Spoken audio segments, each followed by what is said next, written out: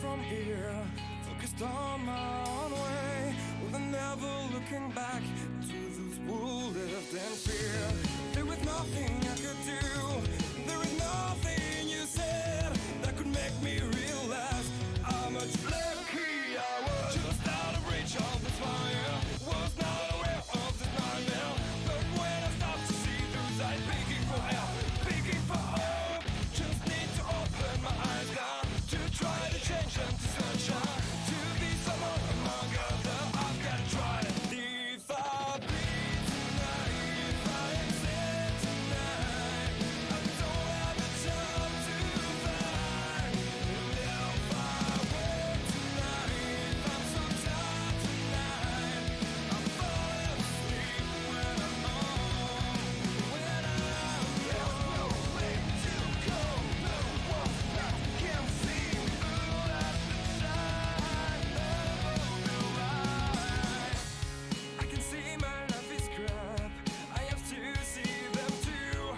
I just live into my world, far from the pain, the fear. Just out of reach of desire, was not aware of the start of hell. But when I stop to see those eyes, begging for help, begging for hope, just need to open my eyes now to try to change them to sunshine, to be someone among others. I've got to try. If I bleed tonight, if I am sad tonight, I don't have the time to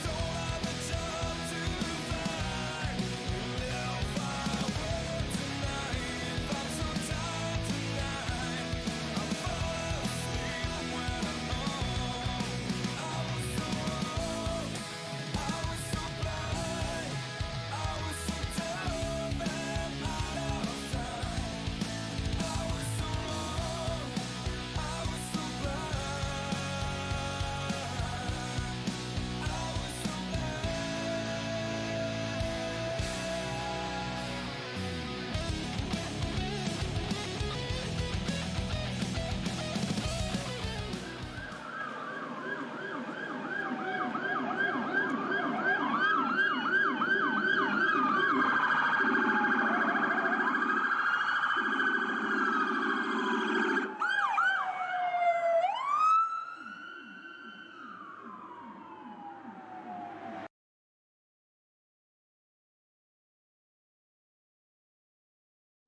Oh, say, can you see by the dawn's early light what so proudly we hailed at the twilight's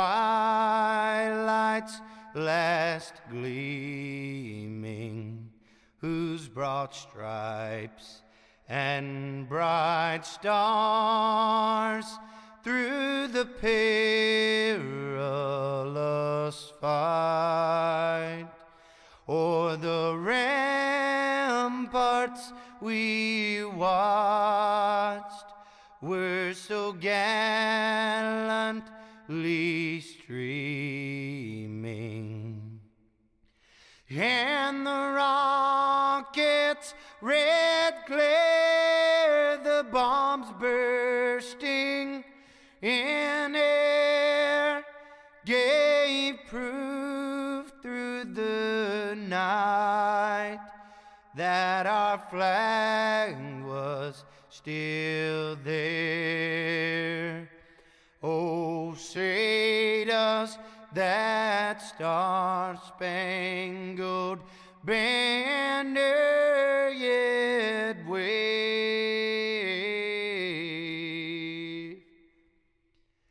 o'er the land of the free and the home of the brave?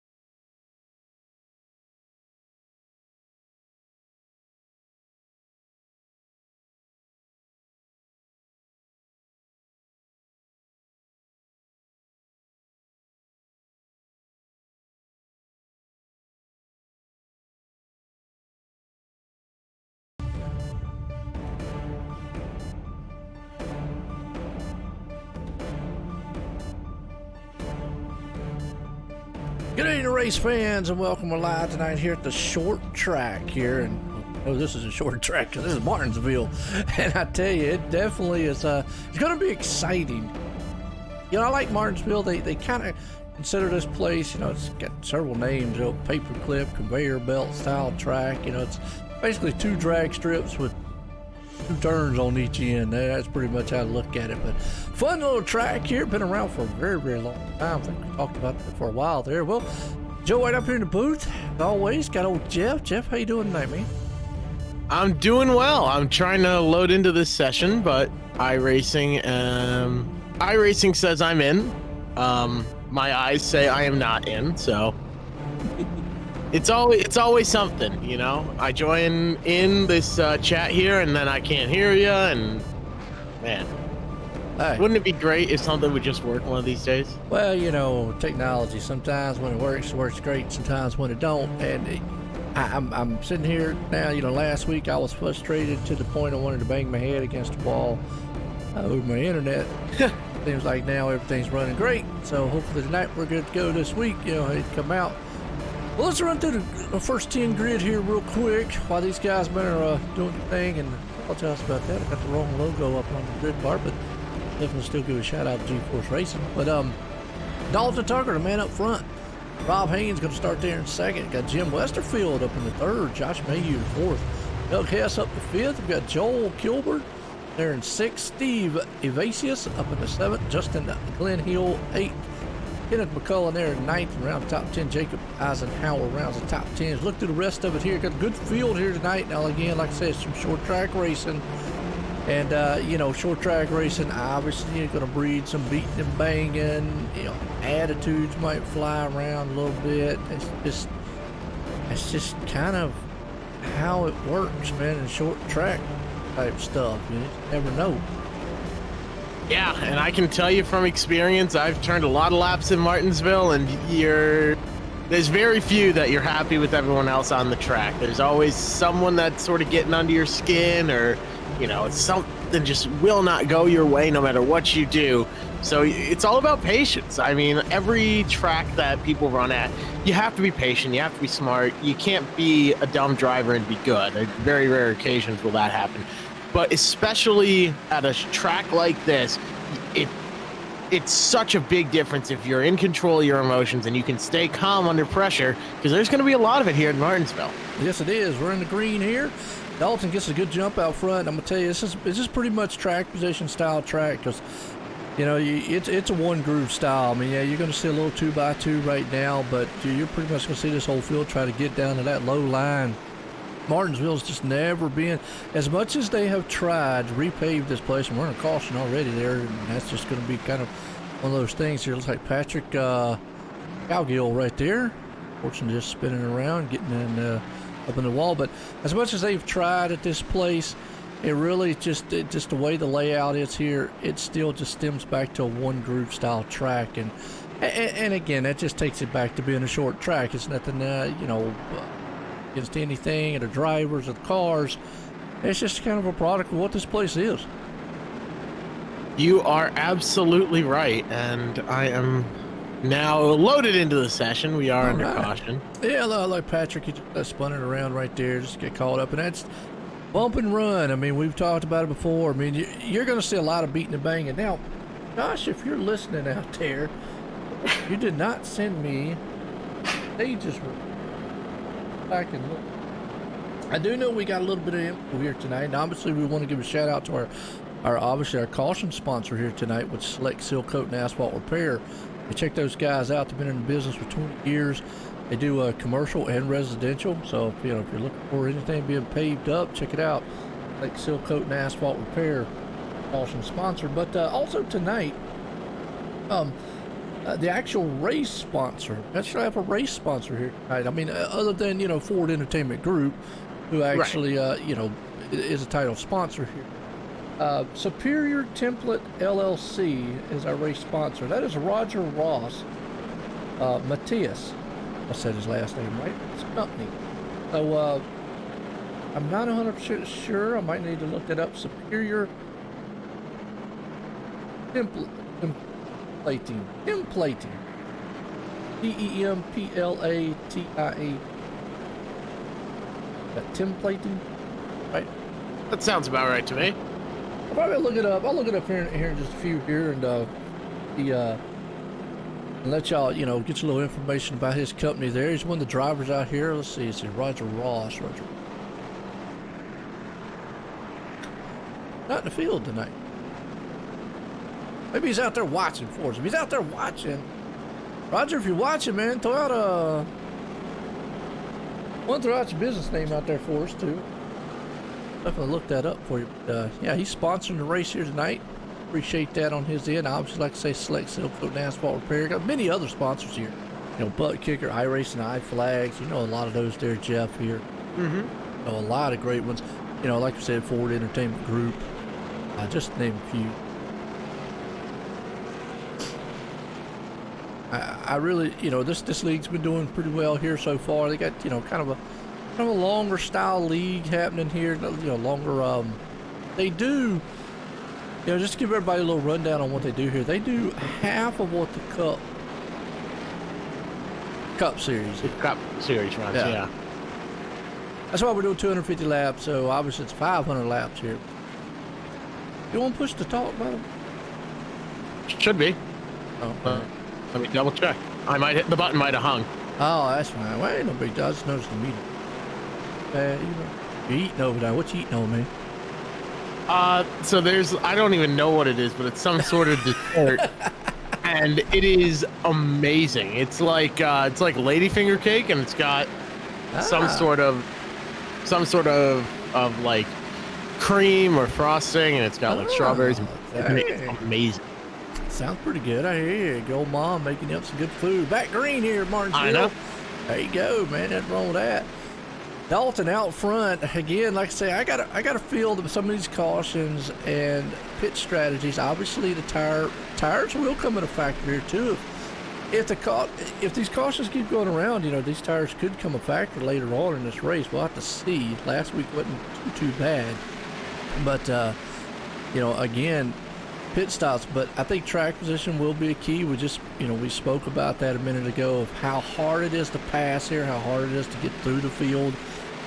You think we'll see anybody take some two-tire strategies? If you're gonna do it, this is the place to do it, and sort of towards the beginning of the race as well is huge. We're a 25th of the way through this race. We're 4% in already. That is, there you go for all you math freaks out. I tell you what, man, on point. I know it's the one thing I'm good at. I can't do much else, but I'm half decent at math. I'm me. 2 + 2 5. So, you're sort of, well, at least me, when I'm out there competing, I'm sort of keeping track, and I'm going, okay, we only have this many more laps to go. What am I going to do if a caution comes out right now? What's my plan? What's going to be my strategy? If a caution comes out before lap 25. What about before lap 50? Things like that. So I think a lot of these drivers are sort of planning right now, and we'll get a good feel early on for how these drivers are going to be approaching it, because everyone's sort of got their own way of looking at it. And that's true. You're right. I mean, we got some good little battles going on here. What's this? Anthony Keys right here, right about 12th, 13th place spot. You've got 8th and 9th place right there trying to hang on. And again, what these guys at this point, they got new tires. The tires are fresh. They can do what they're doing, but the guy on the outside, he would love to get down low there, get into that groove, but sometimes in this place just pushes you up. Another thing you got to look at too, now you can see right there, watch this battle between Justin Glenn Hill and I think it's Joy, and you just see him push up the track right there, take 3 wide, just like that. Well, you can lose a lot of positions. The guy on the inside, you would think, we were talking about, has the advantage, but sometimes if he gets pinched down there for too long, coming off the turn, a lot of times, man, can mess you up because you can get really loose. What was it? What track was we at the other week we were talking about? If you get too much, Bristol. That's what it was. Bristol, you get too much throttle coming off the turn, and that thing just coming right around on you. And the thing here is with these cars, a lot of people think when you're down on the inside and when the car starts to get loose that you've burned out the tire, and that's not necessarily the case. Now, these Xfinity cars, they've got a lot of horsepower, but not much downforce, so they really want to move around. They want to wiggle, and you have to really wheel these things. Yeah, so absolutely. with that in mind, let's say the car starts getting loose on you, that's not you know, using up the tire. That just means you've warmed it up. So when the right rear tire gets warmed, the tire pressure inside of it increases. The higher the tire pressure is inside of the tire for the right rear, the looser the car is going to be on corner exit. Now, that doesn't mean that you're screwed if you start to get loose. You haven't burned out the tire, you've warmed it up. And if you take it easy on it, cool it back down to about where it should be, you can be okay. So you'll see that guys down on the inside, if they're down there for 5, 6, 10 laps, the car will start to get loose on exit and the guy on the outside will be fine. That's not the guy using up the tires. He's just heating up that right rear so much that it's starting to get loose on exit. Now, you can't do that forever, and you will start to wear through the tires more quickly, but you're not done per se. You can cool the tire back down. And with a tire limit, that makes a whole new aspect of a challenge to the race. You know, we know the guy who is leading right now, Dalton Tucker. I mean, just bad, fast, week in and week out. But the problem is, and with this place too, another aspect that you got to look at, brake fade. That's something we don't talk a lot about. I mean, obviously road racers deal with that an astronomical amount. Let's just real quick what I'm talking about for the people out there that don't know. And obviously me and you, Jeff, up here, we're familiar with it. But these guys are so hard on the brakes. I mean, like I said before, it's almost like 2 drag strips because it's like a quarter-mile straightaway and backstretch. They hammer down on the gas, but then they hammer down on the brakes going in. You'll see them things after a while glow red. After a while, yeah, your brakes feel really good. You're trusting them. You go into that turn wide open. I'm going to slam the brakes. Car's going to go. Uh-oh. After a while, the car's not stopping like it should. What you have to do is basically back it up and ease into the brake. What happens is obviously brakes heat up. They start fading away. They start going away over a course of a run. Most of the time, oval guys don't really have to worry about that. It's on short tracks that they really have to worry about, or road courses that they have to worry about. Martinsville, something there too. Now that will heat the tire up, like what you was talking about there, also. And the tire limit, I go back to that. I mean, that right there has just made these races, I think, very interesting, especially at the end of it. Absolutely, and I think everyone is sort of in agreement on that. I haven't heard many people complaining about the tire limit because what it does is it adds strategy in, and it prevents just one guy, you know, from going out there and let's say before we had the tire limit, you had an infinite amount of tires. Let's say you run a race that's 100 laps long and there's a caution every 10 laps. You would have to pit every single time, otherwise you'd just get run over, and it was beyond frustrating. So now with that tire limit, it adds in more strategy and really makes these guys earn their wins, earn their track position, and it plays a lot of strategy into it. All right, found out the info. We're looking for a lap 65, 130 here tonight for our stages. So lap 65 there and a lap 30. They do have four tires here, so 4 sets, and I think that's been kind of a norm for week in and week out. Again, 4 sets, they could take 4 sets throughout this entire race. If it went green the whole entire time, 4 sets definitely would last them. It's when the cautions play into it. Even with 4 sets, you're still going to have to take it easy. Yeah, you know, obviously we're going to have 2 cautions with the stages there. You're rightfully so on those 2 cautions, stage cautions that is. To me, I think take your car to those stage cautions because it'll last, and you put 4 tires on definitely during those 2, and then save the other 2 for late cautions after the 130 incident. That would be my strategy, but you know, everybody's a little different.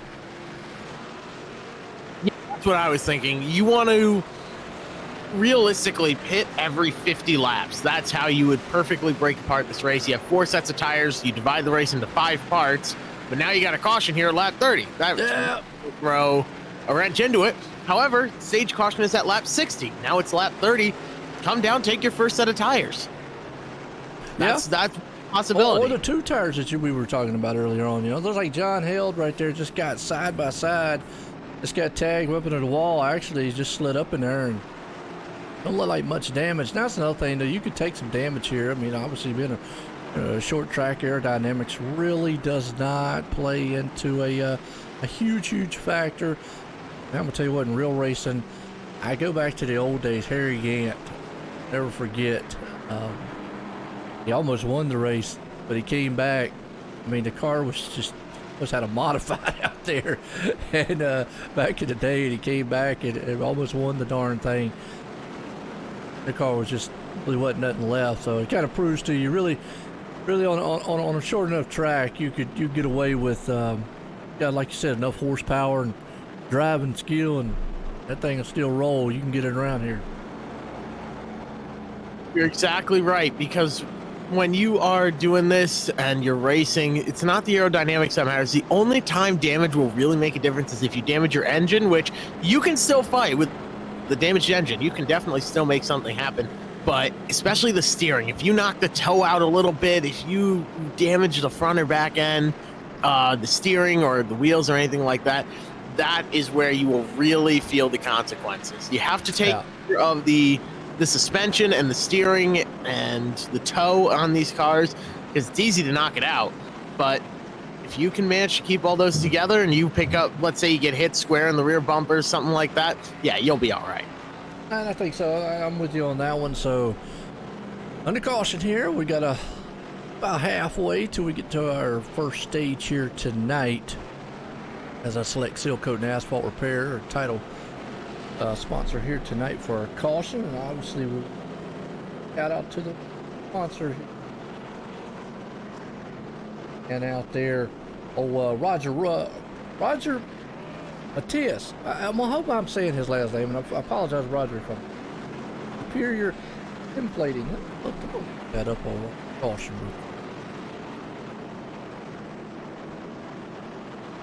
A little more info. No, you were talking earlier about these guys getting on the brakes and the brakes heating up. Now, iRacing is actually sophisticated enough where if you are using your brakes a lot, it will heat up the front tires and will wear through them. And again, when those tires get hot, the right front gets hot, what ends up happening there is the right front, especially when the right front gets hot, it tightens entry. So you'll see these guys get super tight on entry, go up a lane, and then they're super loose on exit. And that just means they're overdriving the heck out of those cars, and they need to back it down if they want to keep it in check. Absolutely. All right. Well, looks like we have found some stuff here on it. Let's see. It's from Florida. No, he's down there. Ocala, O-C-A-L-A, Florida. Familiar with that one? Remember that area there, Jeff? What's the area again? O-C-A-L-A, Florida. Ocala. Ocala, yeah. Ocala. I'm pretty sure that's close to me. I'm near Naples when I'm down there. Okay. All right. It's Superior Template LLC's down there, like I say, state of Florida. If he has a website or anything here, it doesn't really show if he does. Obviously showing, Roger right there. We got a if we had a Facebook or something we could do. Wait a minute. Then if we had a Facebook, guess not. Oh, he's got to like it in. In? Yeah, like.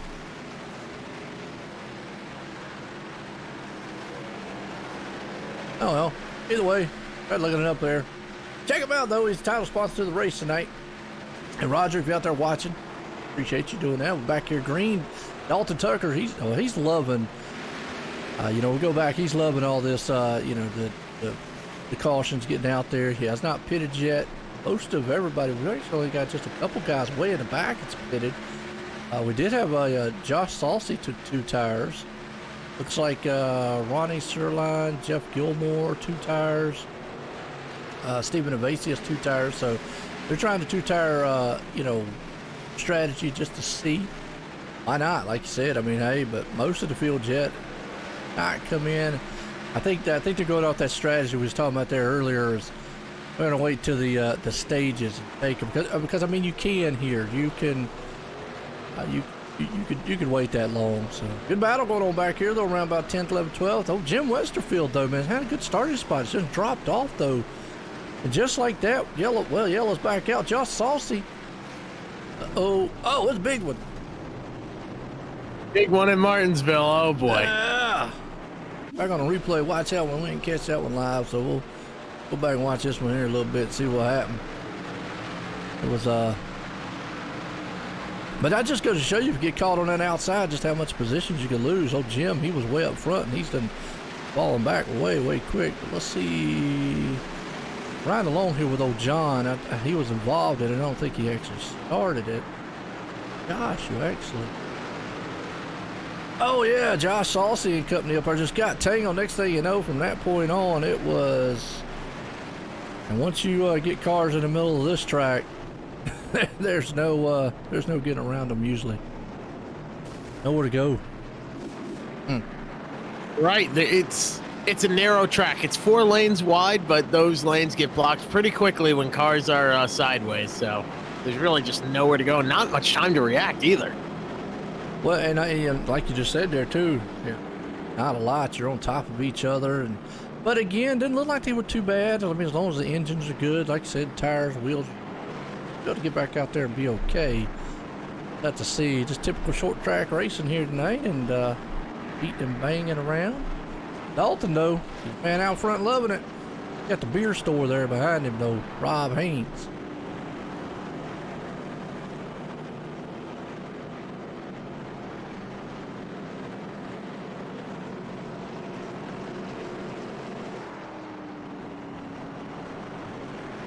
Martinsville, I think we was talking about this the other day. Did we say this was one of the oldest tracks out here? Yes, this is the only track that was on the original 1948 schedule and has been there since the beginning. Yeah, talking about that the other day. So, and again, like we said, it's it's been repaved. They tried to redo it. They're making it better. Cedric said they have tried to make it a 2-groove as best they can. It's just the way this place is. Very hard.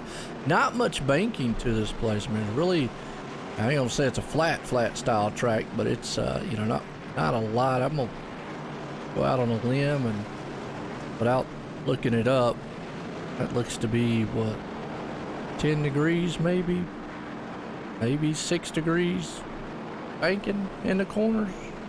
Not a lot. Might be way off, but I'm not sure. Let's find out. 11 degrees. Yeah. Okay. It looked close. I wasn't 100%, but it don't. I just know there's not a lot, and really there's no taper, so it's really not that bad coming on the straightaways. Actually, straightaways look pretty flat here, so really about the only thing they probably could do to multi-groove this place, which then you would just mess up the whole configuration of how this track would be, is if they raised the banking in the turns anymore. And I think they might have. This is just something I have to look up. That might be one of the things that they've done in the past. I swear this place was a little bit more flatter back in the day. As we go back green, and something I might have to look up here and check, see if they have done anything to the banking and maybe do it. But that would be the only other thing I think they could do. But then you're talking about just reconfiguring the whole thing, and that would just throw off the feel of what Martinsville is supposed to be like either way. So back green. And boy, you got a clamor of machines right there. Dalton Tucker's loving what he's seeing in his rearview mirror. Yeah, he is just quick as can be. He is absolutely flying.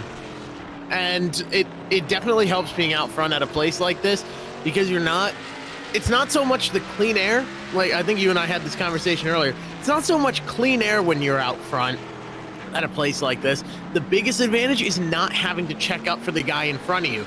You've got just nothing but wide open track. You're not driving around them. You're not basing, you're not trying to make a move, cut inside of them or anything like that. You're running your own race, and the clean air might help a little bit, but I think the biggest thing is that mental barrier being overcome. You don't have to drive around somebody else. It's your race to control. Oh yeah, and even in a track like this, you're not running a big enough speed to where I don't even think dirty air or anything that would even matter, even if you was right on their back bumper like that. So it's not like a huge thing like what it would be with like a 2-mile track, where aerodynamics plays a factor, where obviously how aerodynamics works is the air goes over the car, and they always say that old adage is, if you tuck up behind another car, 2 cars run faster than one. That's just the draft aspect, et cetera, and whatnot. So, but even here, like what you just said, yeah, it's pretty much run your own race, hit your lines. I'm gonna go on a limb here and say one of the biggest things, because I worked on it here. Martinsville was one of these tracks where I kind of, when I raced, it was like I was unsure about.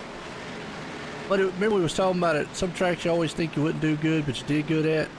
I always thought I wouldn't do good at Martinsville, always in a bit.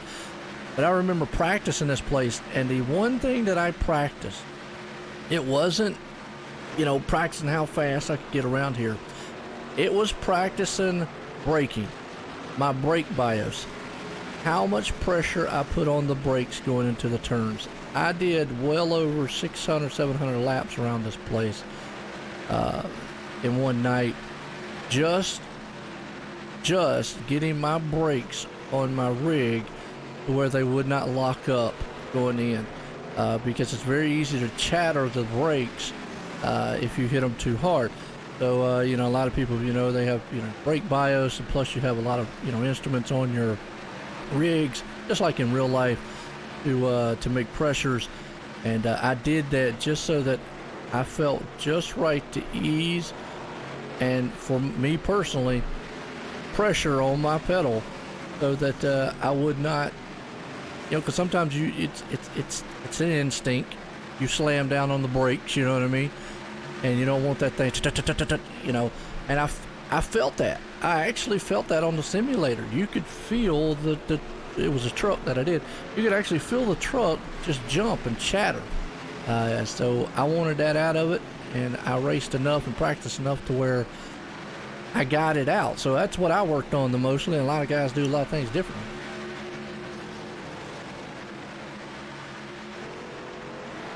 It's amazing all the different things that iRacing has involved. I don't know, have you ever used one of those motion rigs before? I've never have, no. Man, I tried one over at Stafford Speedway. Spark VR had one set up, and it is just amazing. All the small details, because that's all programmed into iRacing, and it's just those motion rigs, all they do is read the data and then interpret it as motion. But all of that is programmed into the physics engine here in iRacing. It's absolutely amazing. Nice. Everything involved that goes in. It does. I mean, there's a lot of things over the years that have. What's up, Brad? Bothwell, how you doing out there, man? Appreciate y'all tuning in tonight here with Martinsville Ford Entertainment Group, Xfinity Series. And I want to give a Supreme Templating. Get it right here eventually. LLC, title sponsors the race here tonight. Good short track racing they got going on here, Dolphin Tucker. But yeah, we're just going through some of the things iRacing has, some of what these drivers might be feeling. It also, sim racing in a whole, we can sit here and just talk about it endlessly, as far as sponsors goes, as far as tech goes. But sim rigs, everybody has a difference of equipment, and that old argument, I guess, is, what makes you faster. It's not so much it makes you faster, but it's like what you said, it's the feel that you get. You have the motion rigs, and contact right there with old Anthony Thickner and company. Well, he ran it into the turn there a little hard, but yeah, direct drive wheels, belt driven wheels, just so much diversity of a lot of the equipment that you can use. Again, you could have $50,000 worth of equipment, still not be the best driver in the world. I mean, it still takes skill to get around. Or you could have $1,000 worth of equipment. It does take a little bit and whatnot, because I know some pro drivers still run on G27s. So yeah. Either way, but like what you said, you still with that said, you can go as wild as you want. Sky's the limit, and get a massive feel here on iRacing. They've done a lot with the dynamic tracks, dynamic weather. There still is an argument out there, and I don't really get into it because I don't know much about it. A lot of guys still argue about how the tires are not 100% yet. So I don't know, and I'm not even going to try to know because I'm not that technical.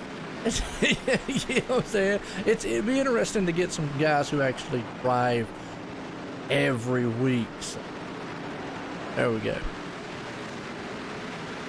Well, yeah, it's they just updated the tire model once again a couple days ago, so they're constantly working and improving these things. But something interesting that you mentioned, yeah, there's a lot of people out there, and it's not so much the equipment. You know, I run a Thrustmaster TMX and T3 PA Pro pedals. For those of you that, you know, that just sounds like a bunch of numbers and letters. Yeah. Oh, the 81 just blew his engine. So see if he's going to be able to get off the track here. But yeah, that car just blew up out of nowhere. Ouch. 81. Trying to... Gosh, dude, yeah, he's going to be able to get off the track. But going into the corner, did he downshift? What happened? That car don't look too bad. I mean, he got bumped into that, remember the accident earlier, and the yellow flag's out. Is yeah, that the our car stage? That's our stage caution. Oh, he got off. It's not caution due to him. Dalton Tucker's going to win the first stage here tonight. So that's going to put us in there on our first stage here. And all right, Dalton Tucker putting it in. So, like I was saying before, the 81's car just sort of blew up out of nowhere. You know, for the T3 PA Pro pedals and the Thrustmaster TMX, essentially what that is it's lower end stuff. It's about $200 for everything, and there's wheels that alone cost $1,000. And I can run out there and be competitive on this. And there's people out there with $50,000 rigs that are just slow as can be. So a lot of it does depend on skill. You don't need the best of everything in order to be competitive. And you're right. Yeah.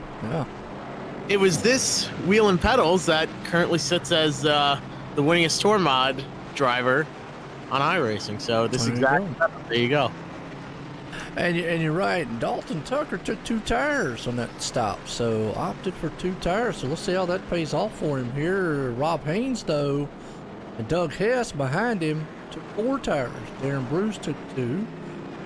So we'll see how Dalton fares with the 2-tire stop. That's kind of surprising that he'd go that long. Yeah, why? I mean, obviously he's got a plan here, so we'll see, but I think I would have went ahead and went with 4 tires because he went this long on this stop. But either way, we'll see. There's not going to be a time where he needs just left side tires as well. You can't, you know, you have 4 sets of left side tires, 4 sets of right side tires. You can't take a left side and make them a right side set. You can't do that. So that's really interesting that he did that. And I don't really, I mean, obviously he didn't need a track position, so I mean, maybe he was scared he was going to lose the lead, and that just shows us how important it is out front.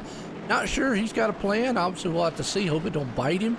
And we've seen that happen too, Jeff. I mean, we've seen guys, and that's where this tire stuff has been real interesting, is we have seen obviously fast guys, and they just make a mistake on the pit road, and they mess up on time, they end up in the back. So, like you were saying about it, you talk about equipment I have, and I actually have had now for the past 5 years.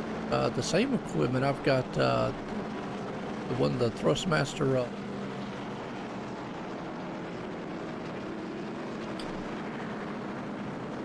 I don't know. At the time, it cost like $400.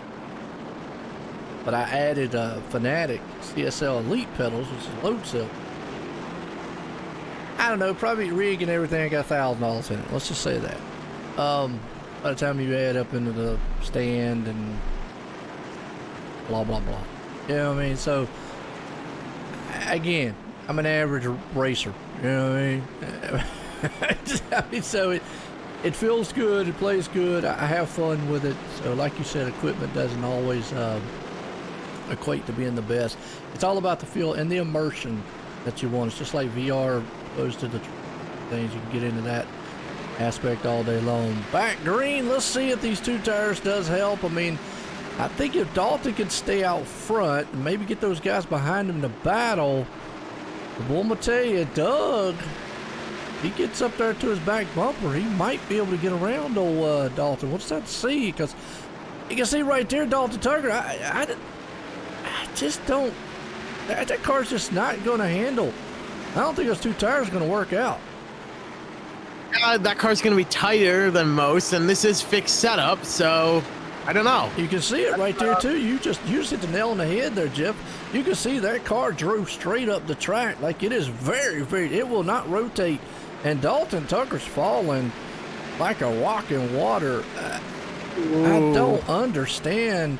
Hey, I mean, he's got a plan. Don't want to question it, but I mean, that move to go with two tires, and as hard as it is to get through the field, and if his plan is to wait till another caution, he's out of line. He's dropping the rock.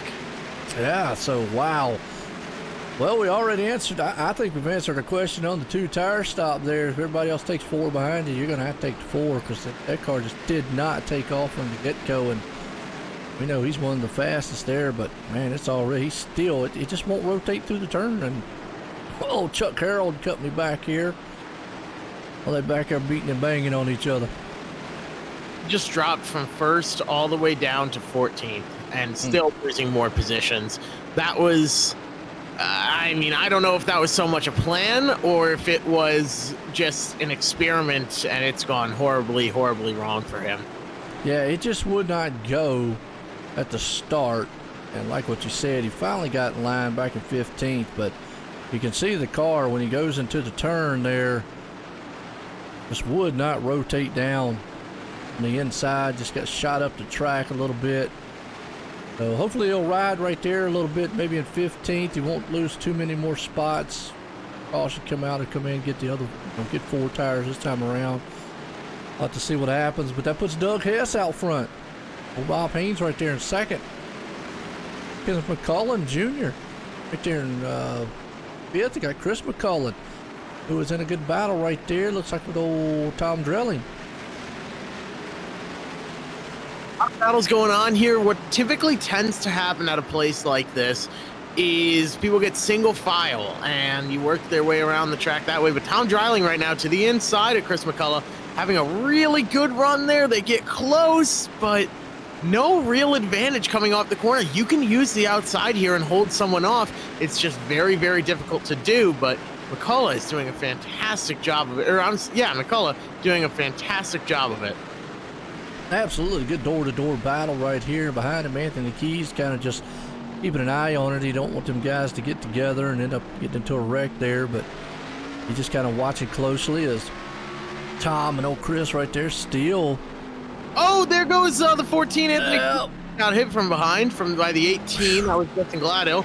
Wow. And we saw Tom right there too. We was watching it on board with Anthony. Like I said, he was watching him in front. Well, Tom ran into the turn, locked those brakes up, but he made the pass. It's kind of just sent it in the turn there, and I guess at some point you've got to kind of do that, but you can already see him locking those brakes up. Look at the smoke coming off. And again, yeah. The 60 was a little close there. He had to check up, and now he's going to overdrive that entry. Going to have to hold on to that car. These guys are racing very hard. Yeah, and I think what you're seeing right now is that locking of the brakes is what we was talking about before. A little of that brake fade there, you know, you're slamming on those brakes hard, hurt the tires a little bit. It's a lot of different things you got to do here on a short track here in Martinsville. It's not so much just hammer and go. Got to pamper those brakes a little bit. They talk about them. So good racing going on back here in the back, right about the 8th on back spot. Everybody's kind of single file for the moment. And that, like what you just said there, Jeff, they're single file. The next thing you know, they're kind of side by side. That works out here on these tracks. Man, Dalton Tucker still dropping. He's going to fall back to 20th now. Here's the 31 to his inside. That's going to be 21st. He's dropped all the way back here, and this is a 29-car field. There's 23 cars on the lead lap. Now, he's the last car on the lead lap after Tony Torgerson is getting now to his inside. Here comes the 40 car. He's a lap down, and he's going to work to get around him. I got a feeling, man, it's not going to be long. Dalton's going to be a lap down here, and I don't know. The experiment probably going wrong, hugely wrong. If it is an experiment on his end, yeah, you never know about a driver. You never know what they're trying to do. But this is what we were talking about. I mean, this is almost like what it is in real life style racing. There, guys get out here and different strategies play out. So, and hate that Dalton Tucker 2-tire stop, just not working out, falling back to 21st. A little for refresh on some of the paint jobs here. Looks like Matthew McCain. Nice looking machine there. Did he finally get a sponsor on that car? No, it says still work for beer. Okay, all right. Got a new paint job at least though. I feel that will work for beer. Who was that the other day said something? Asked me if I drink. I said, yeah, sweet tea. Yeah. I had Dr. Pepper. I said, I can't do beer. Nasty. You know what? I might go crack open a White Claw. I would drink rum or something like that. Gotta drink some hard stuff. I don't drink anyways, but I'm just saying. I am drinking Diet Dr. Yeah, Pepper I typically. right now. How's that? I'm a pepper, you're a pepper. I'm more of a Wouldn't you like Sprite to be guy a myself. pepper? Remember that song? I'm a pepper, you're a pepper. That was before my time. Oh Lord, here we go. I know. You know, Joe, I'm a month away from 22. I just don't. I've never heard that before. I tell you what, I wish. Way man, before my time. Man, that's awesome. Hey, you know what? That's a good number because either way you flip your number, man, you're still 22. There you go. I guess so. That's one way to look at it. Absolutely, man. Because you know, if I flip my number, man, I'm 47. I go to 74. That sucks. Good night. Oh man, Doug Hess though, he's still rumbling out front. Jacob right there in second. Still Rob Haynes hanging on the third. Josh Miller the fourth. Kenneth McCullen up the fifth. Good man, cars up here throughout the field. Cars. Oh, Anthony Keys got up there and gave a little love tap to the back end. Old Chris. No harm, no foul. Just like what would you say the other week that three rule? Hey, look, I'm here. Yeah, I was over at my fridge. I just had to run back. That's right. Yeah, it's the 3-tap rule by the late great Ted Christopher over at Stafford Speedway. He was an amazing driver, and his expression was the Ted Christopher 3-tap rule. Tap 1 is I'm here. Tap 2 is it's time to move. Tap 3 is I'm moving you. So he would work his way around, push his way around. Definitely all fair. Love is war. But that race fans up in the Northeast that are watching, they'll know the Ted Christopher 3-tap rule. Oh yeah, and you know it stems through NASCAR too, on the tracks like this. And Earnhardt and all them guys back in the day, you know, they definitely knew it. And I'm all for the bump and run. Now, I mean, it's a lot different than going out there and physically wrecking a guy, but I'm all for you there. And you know how to do it right. And I got to take it back to let me say this in the nicest way possible. I grew up in a different era of NASCAR, like what you just said, probably with the era where the guy you were talking about, the bump and run, drivers knew it was coming. But I go back to, I think it was a year or two ago, Joey Logano and Martin Truex. Textbook bump and run at Martinsville. Joey did on a Truex, but everybody was like, that was just wrong. No, bumped him.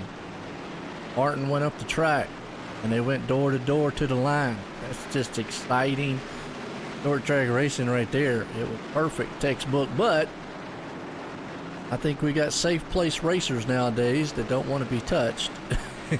So I know made everybody mad. That was just old school, and so that's just kind of how I grew up watching it. There's a difference between just running a guy over, though. You don't want to run nobody over. Right, it's an art, and I run a lot of the modifieds, and those cars are quite literally built to bump off of each other, beat and bang, and man, it really is a skill that not everyone has. It's difficult to do, but yeah, you just get in there, you And the best way to do it is to get on their bumper and push, literally push their car, and that gets them out of shape and makes them more focused on saving the car, keeping it going straight. And so the 88 has to focus on keeping his car going straight, almost goes around, but instead of making the corner. And you can get to their inside, and once you're to their inside on corner exit, man, that's it. You've made the pass. And there's there's one thing you said right there that was a key of when you get up on their back bumper, the fine line between wrecking and the bump and run is you want to get them out of shape and move them up a groove. If you keep constantly pushing them through the turn, you're going to wreck them. So like what you said, it is a fine line and an art to do it. And that's why I go back to the most recently that I could, like I said, I could think it would have been the biggest one between Logano and Truex on that last lap. Logano did it right. He got up on his bumper in the turn 3, pushed him right up the track, got up underneath him coming out of 4. They was just door-to-door beating. And to me, that's just, what else do you want? I mean, he didn't wreck him. He didn't put him in the wall. He moved him up the track, and he knew when to let off that bumper, like what you said, and that's where the art part comes in. You've got to know when to let off that bumper and give it just enough of a push to do it. And guys in the back, the old days, like the gentleman you mentioned there, and obviously some of the greats back there, Earnhardt Sr. did it a lot. I know guys like you said, Cale Yarborough's, Darrell Waltrip's. A lot of them guys in the back of the day did it, and hey, it was exciting racing. Absolutely right, and it's just, that's what it's about, that excitement where, men were men, and that's how it was, and that was just hard racing. If you lost, it wasn't, oh, the car wasn't any good, we messed up on pit road. No, I got beat, and you know what? Next week, we're going to beat him back. You got bumped out of the way, man, he got me good, but he knows what's coming next week. Yeah. And that's how it was. You raced, you got raced how you raced other people, and you would bump them out of the way, and they would bump you out of the way. That was just par for the course. Absolutely. What's up? Yeah, Brad, tell me about your teammates out there, the 60 and the 03. That's Kenneth McCullen doing really good. He's up to 4th, I see, and then you got Chris. So actually right now, the McCullen boys are out there, and I know Laura got to be watching. She watches in the background there. I know we got several other family members that watch, and I want to give a shout out to them. I know we've heard them in the past. They probably don't talk a lot, but definitely I love the family members out there watching, cheering on their favorite drivers and stuff like that. So Jim Westerfield, I don't know if it's really not a family member, but it's girlfriend or wife, love interest, somebody. I haven't seen him out there in the last couple races, but I know she's watching. Let's say it that way. Gotta be watching. Gotta be pulling for Jim. It's always pulling. He's back up to 11th. Always good. Brad out there, he's pulling for his team. Said he's out there. He had to do some work for his son's house. Awesome, man. Either you build him a house, you add the hot tub in or something, man. Having a party at his house. If there is, I hope we're invited. But now a wreck is coming out here. 41. The 41 involved. That is Chad Angle, 7 laps down. Replay here, he slapped the wall. It looks like it's just one car incident, so hopefully, one thing we haven't seen, by the time I say this, we'll probably see it, but nobody's hit those rumble strips on the inside. That's usually a typical thing that might happen to upset the car, but maybe just lost it coming out of the turn here, and he's there behind another one. I don't know if he just dove it on the inside and just overdrove the turn, and then there he went on the rumble strip. Next thing you know, whoop, right around. Just overdrove that turn.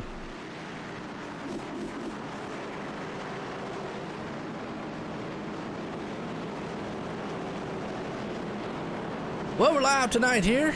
YouTube, Facebook here, OSR Network. Get everybody under caution here for Select Seal Coat and Asphalt Repair. It's our sponsor tonight and our race sponsor, Supreme Templating LLC there. Check them guys out for the Entertainment Group Xfinity Series. We're at Martinsville. So I always like to say pick your poison. You want to watch it over on Facebook, you can. Check it out over there. Man, I like to share. Out here YouTube, our network, onlinesimracingnetwork.com. Home for fun and exciting sim racing. And it has been pretty exciting out here so far. And a little bit of drama, I would say, because the man who was really dominating, Dalton Tucker, taking 2 tires. And he just pitted and took 4, so he's learned his lesson. Yeah. I think he didn't have no choice to do it. I mean, that 2-tire strategy there really just don't work, or just didn't work for him. And I think it was just an experiment that now it's going to be hard. He's got to figure out a way to come through the field here somehow.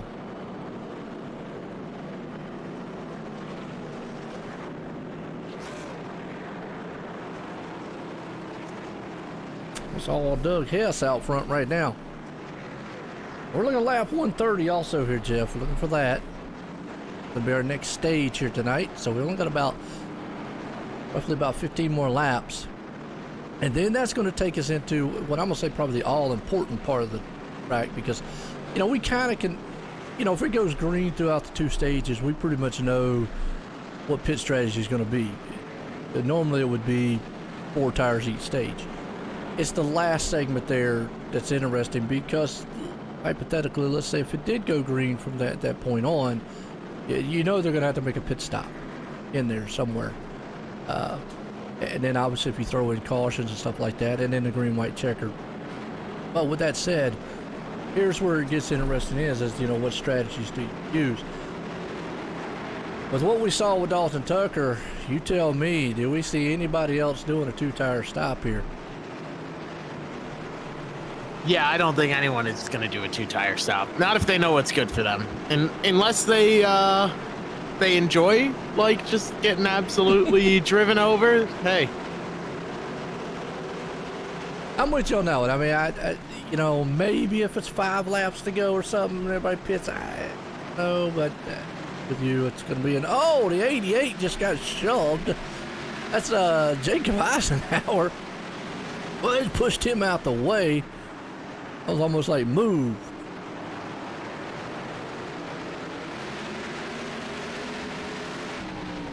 Well, some good. And that's what you kind of got to do sometimes. A little pushing and shoving up front. The old Kenneth right there trying to get up underneath him, riding here with Kenneth. That's Jacob in the front there, Chris. 88 there. Jacob just cannot get down. He would love to get down on the inside, though.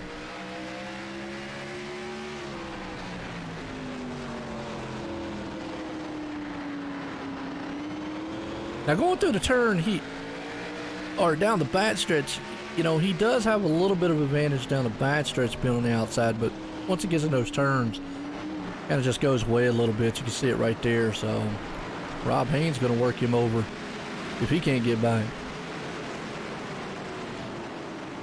Yeah, everyone's sort of scrambling for position here, trying to make something work. Josh Mayu now up to second, Tom Dreiling in third. Some really good runs up front here. How about Tom, though, the 78 from 22nd all the way up to third. Chris McCullough right behind him from 21st to fourth.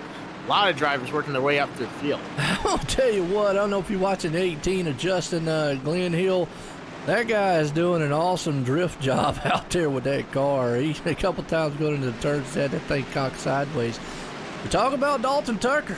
He is utilizing those new tires. So now we've seen what 2 tires look like. Not very good. Now we see what 4 tires look like against older tires, and it looks phenomenal. The problem is he needs to be careful because of that right there. He knows he's a lot faster. He's still got to be patient, but boy, he's up to 8. And there he goes. He bumps him and says, look, guys, I understand y'all want to race, but I got to go. Got to wait. Time to go. He's got to get moving here. And that's what you got to do. Sometimes you got to just use a little bit of bumper, push him out of the way, and say, it's my time here, boys, my turn. Yeah, and you know, you can just see, so this is exactly what Dalton needed, a bounce back to get through the field clean, to get as many positions as he could in case of a caution was to fly or before the next stage here. He's, oh, but he needs to be careful because that right there, like I said, just because he's fast, still needs to. Oh, and he got into the side of Chris. I mean, they were just tangling it up right there. Caution out. Not going to put us to the stage, but yeah, he coming through the field fast. I mean, that's just a product of, like we was just saying, fast tires, slower tires. You got to be very, very careful. But yeah, that involved old Chris McCullen, Anthony Keys, and company there.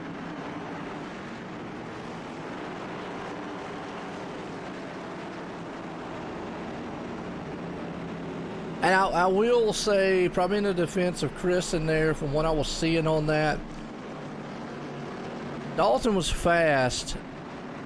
He was up to 5th and 6th. I'm going to go out on a limb. Might not be the most popular one here. From what, on my perspective, Dalton probably could have been a little bit more patient there because he was already up to 6th and 5th. Let those guys kind of fan out just a little bit. Because we know he was a lot faster than those guys, a lot faster. But again, sometimes, you know, drivers, they see the urgency, they want to get up there, they want to get out front, you know, it's kind of the driver's mentality, whatnot, so. Unfortunately, and then those guys in the front there, they were racing hard, you know, and then they didn't want to give up their spots and so forth and so on, so. Either way, all Tom drilling up front. Is it drilling or how'd you? I think dryling. Dryling. Okay. Get it a little. I'll go with you because you're more educated than I am. Give you credit on that one. I appreciate it. Yeah, it's I'm tight, man. It was. I'm just an old guy that southern accent, a lot of words, man, get slurred out. I'll never forget. Yeah, I told you my wife's from PA, and went up there.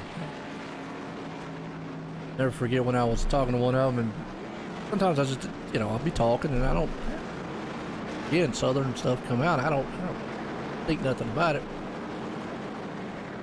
I ain't gonna do it. That dude just looked at me like, huh? and I realized what I said because my wife gets on to me all the time. Ain't a word. It's in a dictionary. It is too. He said, you're not going to do it. Yeah, she always, yes, one of those correct styles, you know what I mean? It's proper English. I said, yeah, you ain't gonna. Browser up a wall.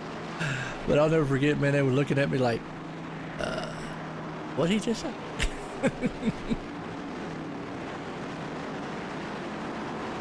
But the one thing they did like me to do is talk. That they loved to be to talk. And I was like, what you want me to talk about? She said, okay, just keep talking. I'm like, just keep going. Yeah, just keep talking. What you want me to talk about? They just like, we just want to hear you talk. And I'm like, good. I've had that. People tell me out in Indiana that I have an accent, and I'm like, I most certainly do not, you know, because nobody hears their own accent, but people, they come up to me, they're like, oh, are you from Boston? You park the car and have it out? I'm like, oh yeah, you want a pot of coffee? Huh? Park the car and have it out? Like, no. No way. Oh, back green here, Martinsville, Tom drilling out front, and whoa, 29 around. He saved it. Man, I don't know how in the world he saved it. Actually had a little help right there at clearing the field up. Wow. This is a race for the stage here, too. Dalton Tucker takes the top spot. That's pretty much what he was racing for there. He wanted that top spot to win the stage. And a bulldoze. What about a comeback story? Yeah. Bulldoze his way. Yeah, it is. Bulldoze his way. With Jason Branch right now hanging on to the 10th place spot there. He's got Chuck Harold on his back end. That would be the cutoff spot for some bonus points and whatnot. I'll tell you what, that 18 out there though. Oh, Justin, he's all over the place with that one. As caution's out, that's going to put an end to it. Dalton Turker's going to sweep both stages here tonight. Run the caution for our stage here. Stage 2. Now that puts us in the last one here. So here's where the interesting strategy comes in. But John, what you on that one? Accents and different areas of the country. It's amazing to go and see here. I don't know if you've ever go back maybe last year, maybe last January 2019, if you remember Tim, who was up in the booth with me, and really missing him. Good old Tim. He was from Alabama. Now, obviously, you know, people can hear my southern accent, but my southern accent's not as well, y'all come back now, you hear? You know, it's not like that. Yep. It's not a drawled style southern accent. It's more like a deep toned southern accent, so to speak. His was a very noticeable, oh yeah, now, you know, we're here. You know, he had that, I'll go into the redneck style, really deep style, backwoods, you know, one. So people enjoyed when we got up here because it was kind of just a play off of me and him, and like y'all two are just hilarious together and whatnot. But it's amazing to hear, like I say, the differences. But you could tell some of my words that I say, I mess them up or I'll slur them in. Some of my S's and stuff like that I can't get out. I don't know. I'm not as proficient, I'll say you are. I have more of a proper, wife really has a proper talk to her. Loves trying to trick me all. Right, and that's sort of, I don't know, I guess I've found that niche in the broadcasting world where, you know, I never grew up broadcasting. I never got behind a microphone before really until last summer. And my shtick is that I have the engineering side. So Right. Not that other people don't know what they're talking about, but I sort of know the behind the scenes stuff of why that works, you know, why downforce is so important, things like that. And having that knowledge, that's sort of my shtick. So being able to talk properly, I guess, is all part of it.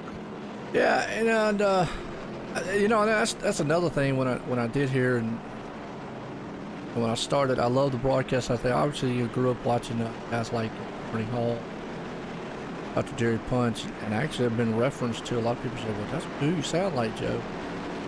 I take a lot of cues from them because I enjoy how they broadcast, enjoy sounded, enjoyed the way they did it. I can get out here and go technical with anybody because I've watched NASCAR for so long and got familiar with how cars are. I've worked on cars. I've raced cars in the past. Many a nights, and I'm gonna tell you what, there's many a nights on the drag strip. Friday night, I'll be out there 2-3 o'clock in the morning putting parts on a car just to get ready for an 8 o'clock race next morning. Be out there all day. So I've done that when I was younger, and you know, it's fun. I don't do it now because getting old and whatnot. Just saying, we're back green here. Out front, Dalton Tucker. Well, he came through the field fast. Let's see if he can hang on to it here. Now, we did have one car here that's going to try the two-tire strategy. It's Matthew McCain. Remember, it didn't work out too good for Dalton. It's going to work out too well here. Have to see if it pays dividends for him. But a lot of cars here about 6th, 7th place spot.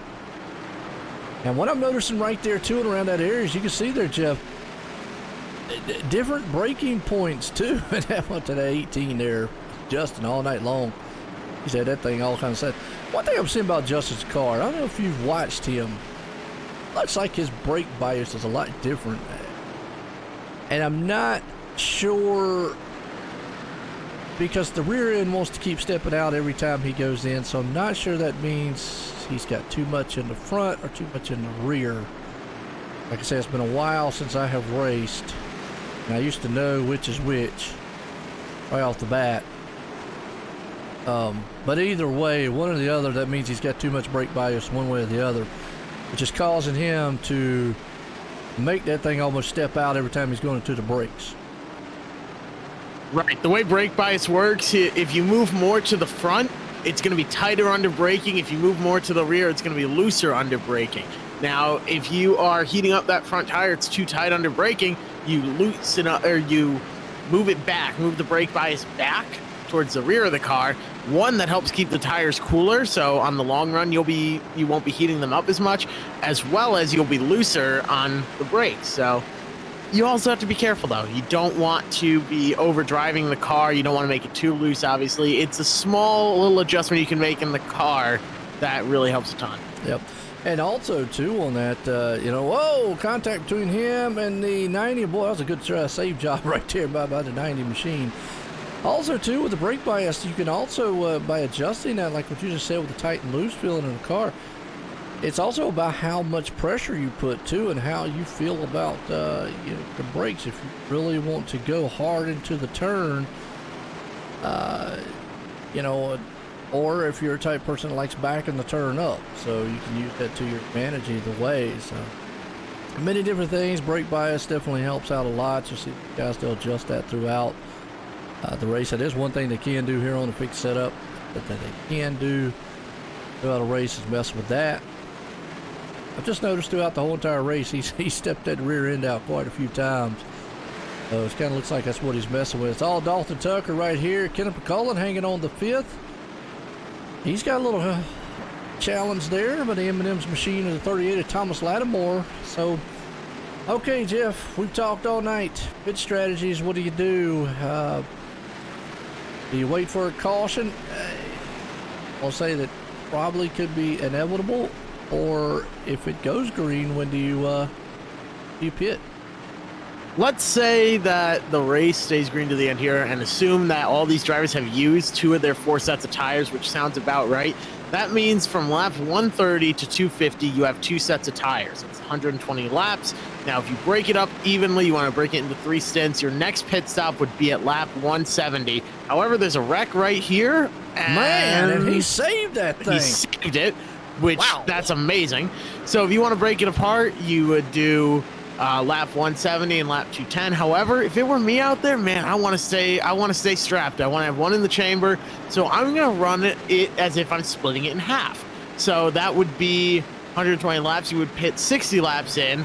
So 190 is when I would pit. And that way I have that extra set of tires for when I need it for a late race caution. Well, I'm going to tell you what, just real quick, we'll get back on that subject there, what you was talking about, but yeah, we were watching that there, and Justin Glenhill held on to that thing, just bulldozed his way through there. Boy, got sideways, bounced, and ricocheted off the wall, was able to hold on to it. Wow, what a good driving job. But yeah, you're right. I would agree with you on that. The pit strategy, break that thing up, see what you got going on. It definitely is going to be a interesting. Right now, I mean, you can see a lot of guys out here slipping and sliding. A lot of beating and banging too, but we've seen some great saves so far. It's actually some pretty good racing throughout the field. Don't know where to stay at. Next thing I know, I'm on one guy. Next thing I know, look behind them and they're right there knocking each other's teeth out.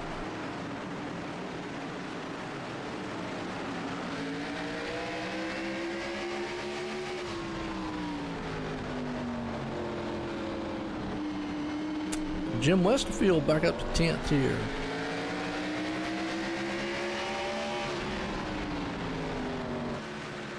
Now, if you look out there too, folks, something we haven't mentioned a lot of, and I remember Jeff coming up here going, you have trademark symbols. No, it's not trademark symbols beside their names.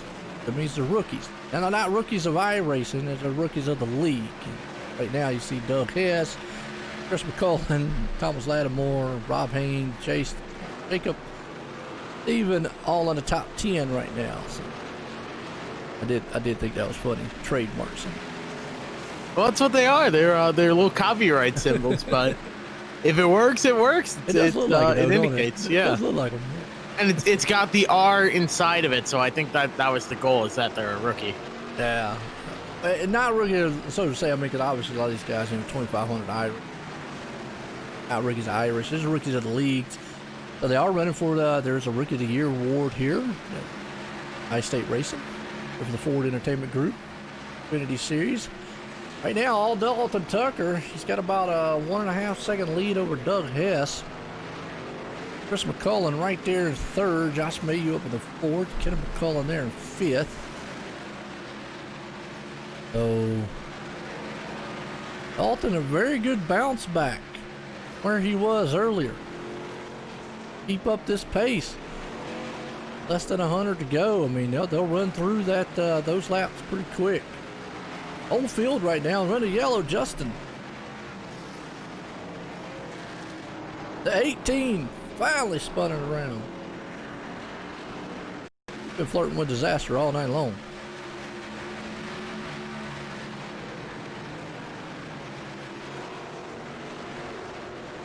See what happened to him.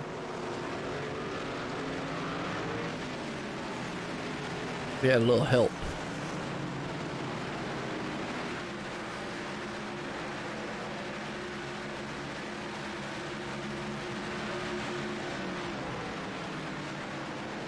Oh, looked like he got a little loose. Anthony Keys just got in there on the back end and helped him on around a little bit. Coming in product of, well, Dalton Tucker's on pit road. It's a smart move. At lap 160? It's a little early. It's a little early. Gosh, don't take 2 tires. Please don't take 2 tires. Well, he's got, looks like Rob Haynes there behind him. Okay, he took 4. Okay, Took 4. Smart move.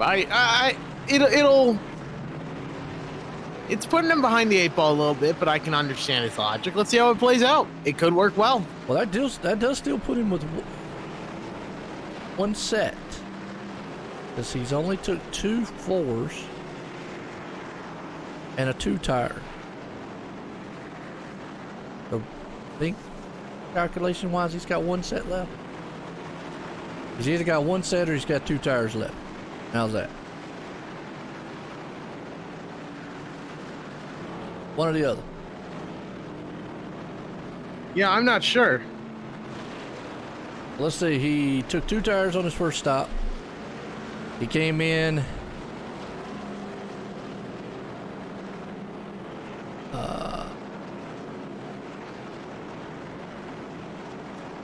go to him right fast. Done 3 stops. Well, obviously we know his first one was 2, so yeah, 4 and 4 stops. So he should have 1 set left. He should have 1 set and 2 tires.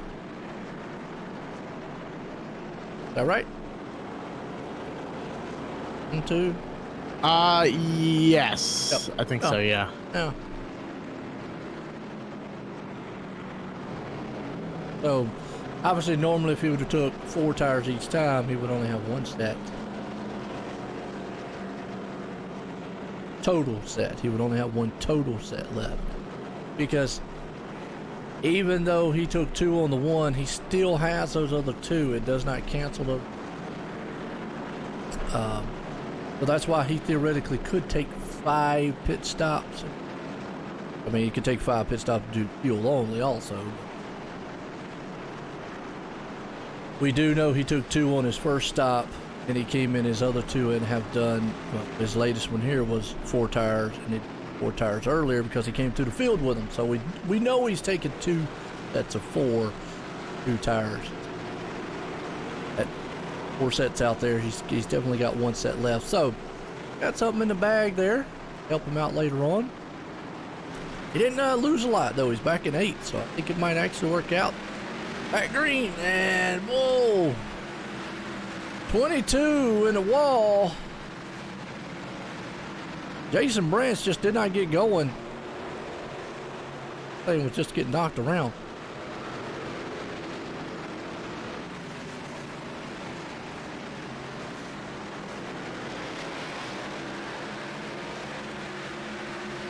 Comes on the outside here.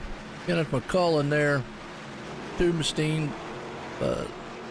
Stephen Evasius right there. Dalton's going to work over him.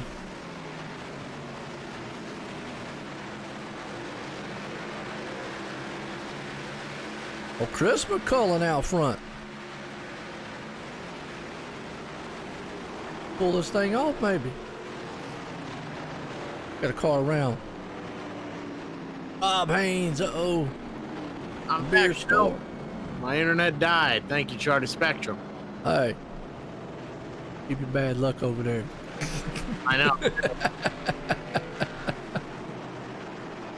Look, call them up like I did. Just text and say, service is back. It's amazing how that works.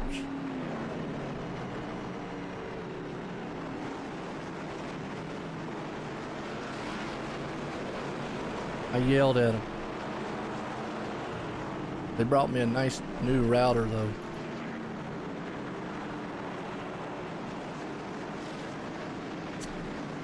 Jacob Eisenhower going to come up on the pit road.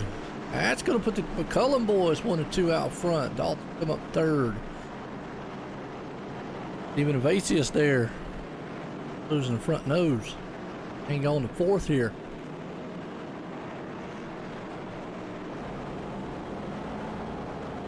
All right. An nitty gritty. We've got some good racing here on the channel this week, folks. Tomorrow night, again to G-Force TV over on YouTube. We'll also have it over here, ISRA Network on Facebook. We got the G-Force Racing League, dirt track racing. Awesome series there. Joy at 360. France. Light dirt racing. We got that coming tomorrow night. Tuesday night, got the RSR Racing Cup machines. Love those guys out there. Check us out there. ISRA Network here on the YouTube, Facebook, and then Kick-Ass Beef Jerky here on Wednesday. Back at G-Force Racing again on Thursday for dirt track. A lot of racing throughout the week. Enjoy racing. If you don't, then have you a sandwich. Sit back and relax. Like food. It works too.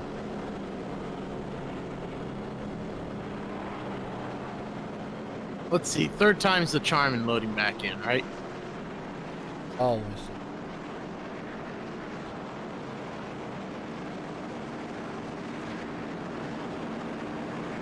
All right. Everybody's having a good weekend here. We're in a caution tonight. Oh, for select seal coat and asphalt repair, and then got the race sponsor here, Superior Templating LLC. Those guys out who is sponsor here tonight for the race. Get you guys been stepping up there, old Roger. Company out there. And then Ford Entertainment Group, main sponsor for the league here. Xfinity Series. Run here tonight so far.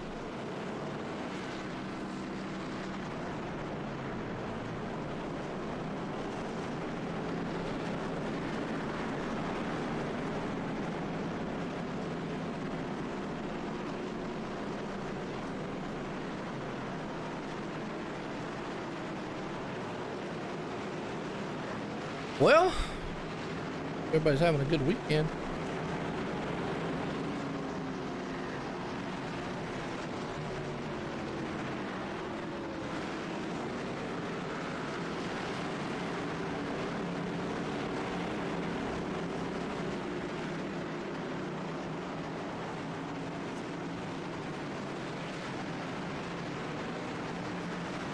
Go back green. Dalton Tucker gets a jump out front.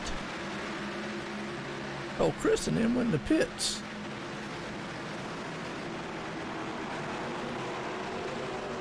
I don't know what happened on them, why Chris and Kenneth both had to go into the pits, but they had to go in there and they had long pit stops too. Oh, they had penalties or whatnot, but battle's on for around about second, third place here. Stephen Evasius and Darren Bruce around. And Chuck Trouble. Harrell. Yep. Darren Bruce around, over. Oh boy. Yeah. See that often in Martinsville. Let's go back and watch what happened. Just fell over like a turtle.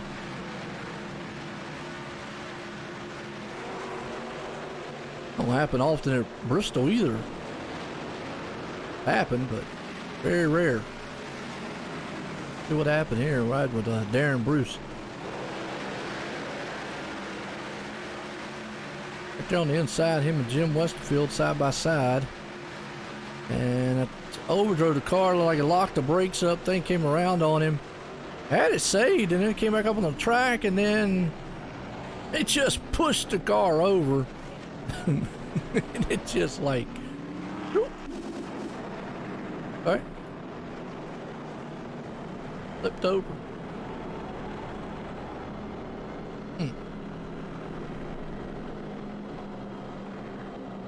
There's a good fun word for you here, Jeff. It just followed it over. Yeah, it kind of did. It was just a very lazy roll. But when you're on your roof, you're on your roof. That's just how it is. Did that to my youngest one, and he was like, "That's not a word." No, but it sounded cool.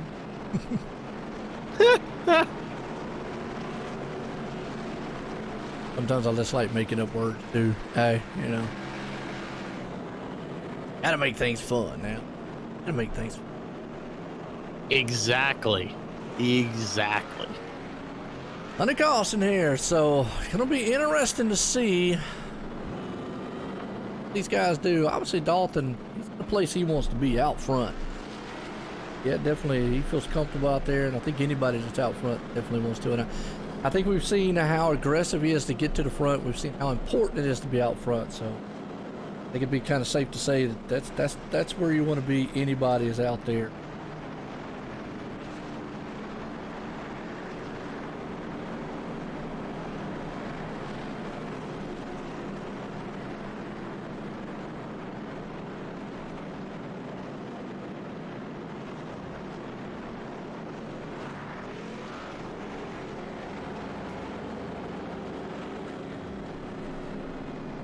Hope everybody's having a good weekend. Do anything good this weekend? A whole lot of nothing, which was really nice. What I ended up doing is I just ran a lot of tour mod races, which was a really great time. I've won 27 of those races this season. I'm having the season of a lifetime, yeah. So I've set the record for most wins in one season, most laps led in one season, and I think I have the most wins, or I'm sorry, most top fives. I'm up there in most top fives with like 45. I'm leading in top fives. And we're only halfway through the season, and yeah, so I also set the record actually at 6 p.m. with my win there in that race with most tour mod wins overall. So that was my weekend, was finally locking that down. So nice. On the official side, nobody has won more tour mod races, which is pretty darn cool. Oh, heck yeah. And talents of all traits. There we go. Back green, Martinsville style here. Short track racing here in action going on. The Ford Entertainment Group Xfinity Series. For our Supreme Templating LLC race here tonight. Right now it's all Dalton Tucker out front. Good few little side-by-side battles here, so we're going to restart. Go out through the field here and look. Everybody's just trying to get the position they can right now.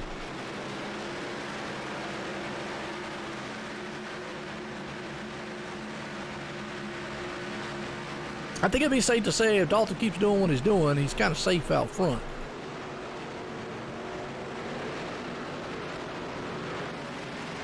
Yeah, he's running a really fantastic race. Dalton Tucker is. He's fought a lot of adversity, and there's been some decisions he's made where we sort of looked at it and gone, what was he thinking? And he's made us look silly. So I think he's got it in the bag here. Or not, I shouldn't say he has it in the bag, but he's got a really good idea of what he's doing and what he needs. You know, we talk about obviously the two tires that dropped him back, which could have been devastating on his end. Obviously, it worked out in his favor, and he was able to get back to the front. You know, but at the time, like I said, it definitely was like scratching our head on it. And he probably was too when he was going backwards, going, uh-oh, bad mistake.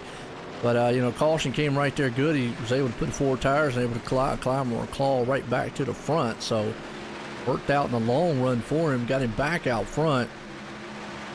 Sometimes that's what you got to do, you know, take a little bit of chance here, and he did. Still good race throughout. Like I said, it's all Dalton Tucker. Doug Hess hanging on to second right now. Thomas Lattimore right there in third. Tom Drelling? Is that what you said? Dreiling. Tom Dreiling. Right, Dreiling.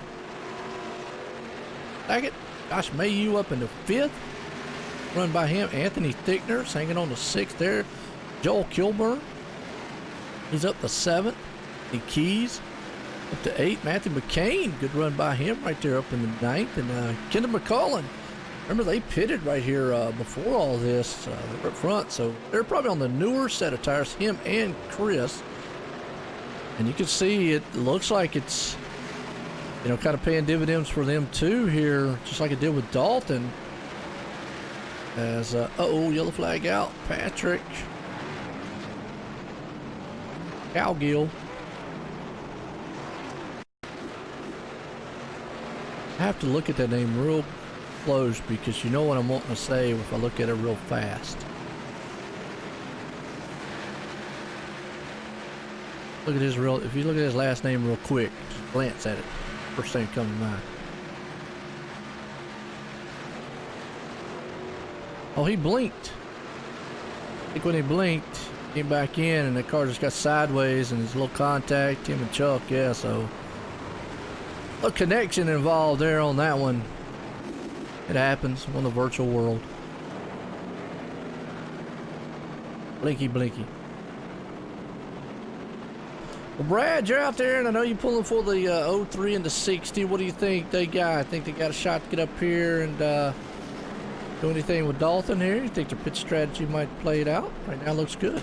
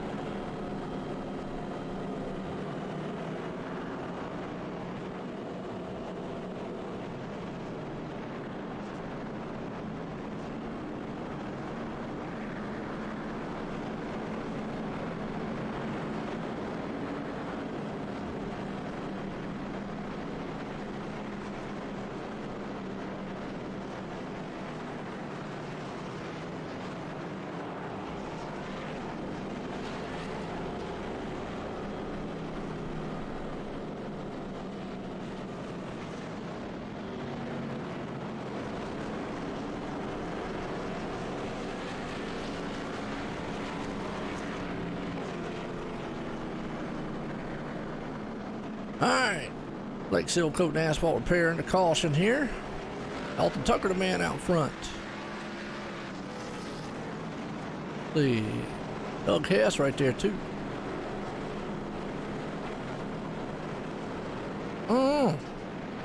So, what do you think about pit strategy so far here, Jeff? I think if I'm out there, I'm just going to follow Dalton Tucker, do exactly what he's doing. Honestly, honestly, that's what I'm thinking. I would just do exactly as he does. He's got it down better than anyone else here. And I think there, and actually, I think that's what Kenneth and Chris are there because they've been in 3 times already themselves. Right now, they're on the newest of tires out there as opposed to anybody else. They're not in bad position, and they're at 8th and 9th, like we said. So I think if they can get close to Dalton, I'm with you there. I believe they run on the same strategy. Doug Hess kind of strategy. A lot of other guys too on the strategy. So, but my question is, do you come in again? I mean, we're getting to that point. I mean, it is going to be it's 60 laps here. Can they make it the entire distance? I don't think they can. I don't think so either. I don't think they can. Dalton pitted on lap 157. Kenneth and Chris pitted on lap Dalton pitted on lap 157. Kenneth and Chris pitted on lap 167. 10 lap difference. I'm with you. That would be putting about 80 laps, roughly, give or take, 60, 70 laps. 70, 80.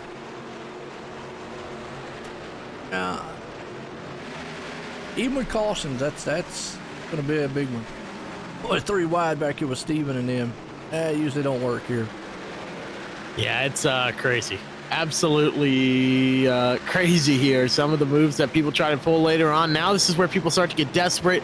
There's under 60 laps to go. People want to make something happen here, but Dalton Tucker doing a really great job pulling away at the front.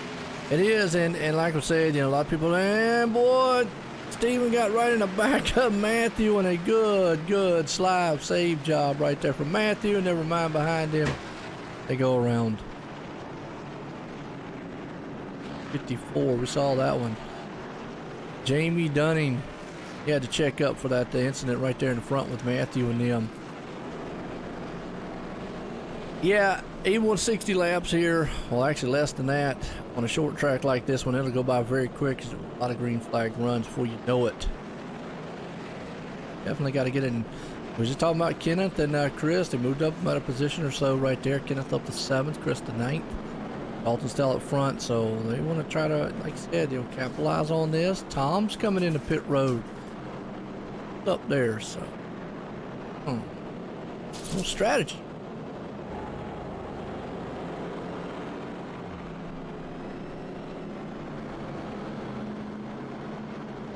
How y'all doing out there? Appreciate y'all tuning in. Let me know how it looks and say. Not dying.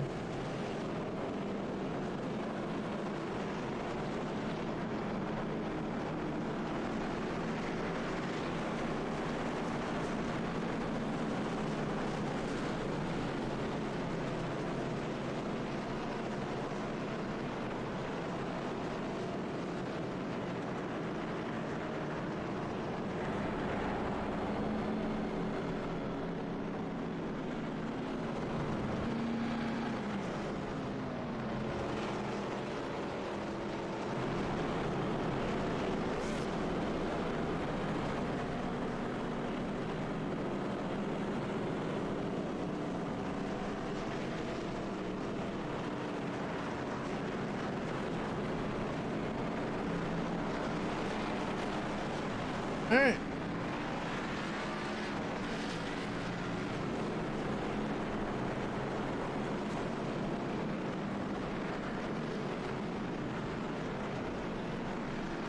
Let me know who some of y'all's favorites out there to pull this thing off. Brad out there, who he's pulling for. I know Laura, she's out there watching. I know. Background, gotta be. Surprised you don't see the color boys out there. 6 and 8. They still got a shot. Don't want to count anybody out. I mean, we're sitting up here. Dalton's done what he needed to do. He's probably in the best position by being out front here, Jeff. But obviously, we haven't really seen anybody get up there and try to push the envelope. We go back to that bump and run scenario.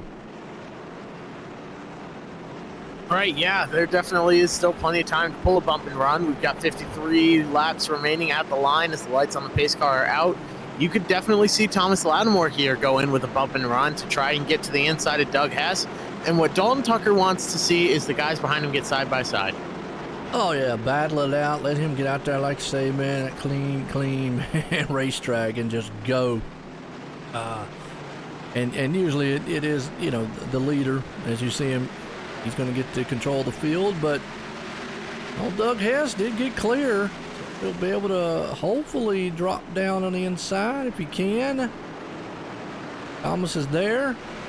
Dalton gets such a good jump out front. Hard to catch up to him there, but battle's on for around about third so spot. You see old Kenneth outside. We're going to see if he's going to be able to do anything with old Anthony there. Oh, they tangle a little bit. 2 tires doing pretty good on the outside for him.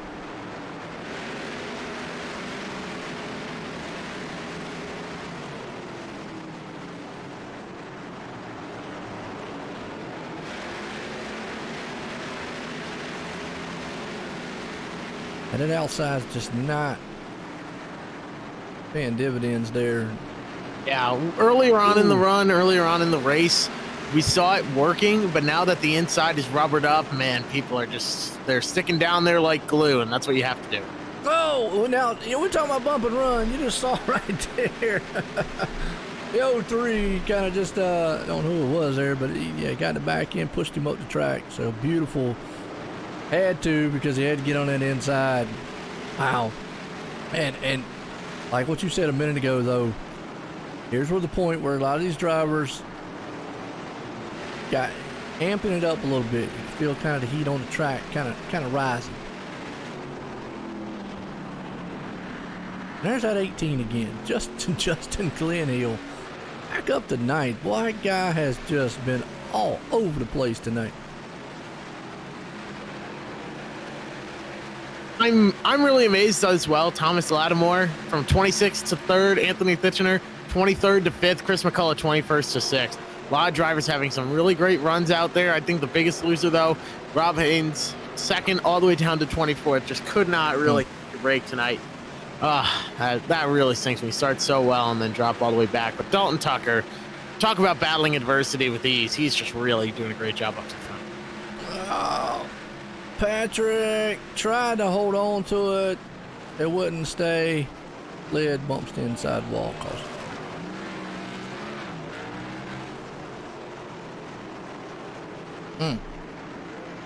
All right, this gonna get interesting here.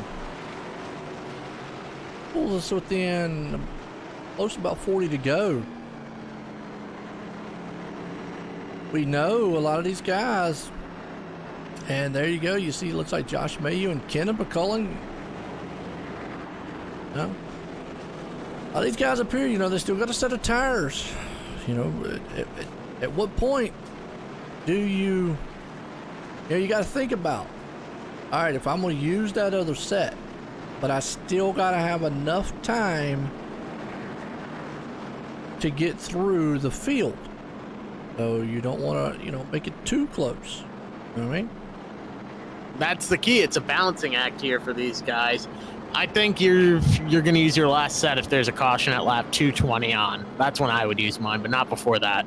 Just still wondering, you remember Dalton pitted at lap 157. Puts him at what, about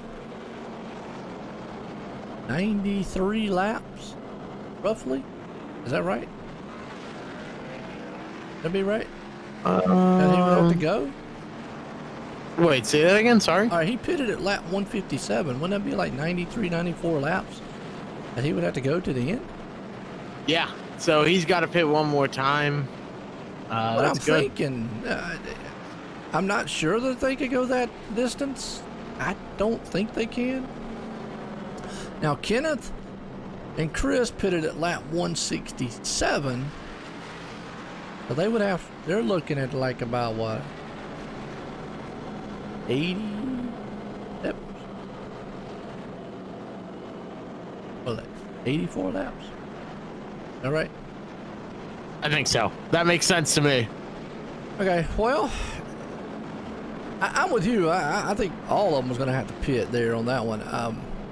The one driver out there, I do say that John Held, he pitted at 193. Tom Dreiling, 193. So maybe Jacob Eisenhower there at 186 might, and Jason Branch also at 193. Those drivers might be able to make it the entire distance. Again, now these cautions help. We've mentioned that before. Obviously, it helps with fuel mileage. It helps with tire wear. So push the tires. So much. I think fuel would be the factor here. Caution's definitely going to help the fuel stuff. I don't know, but 90-some laps would be stretching it. Brad, give us your input if you're out there watching. You driving the league. What do you think? Can they go 90 laps here? 80, 90 laps on fuel alone? And that's not including the green-white checker either. So it's going to be close. It's definitely going to be close, but it's possible. It could be done. Okay. And at some point, here's what we always say. at some point, if they don't pit here, well, I'm going to say within the next 10 laps. I'm going to go out on a limb and say on the next 10 laps, if Dalton and them don't pit, as instant lead yellow comes out, if they don't pit here in the next 10 laps, you pretty much are going to have to do that because you're just not going to have enough time to come through the field, I don't feel, and get back up front, especially with a lot of the stuff going on and whatnot.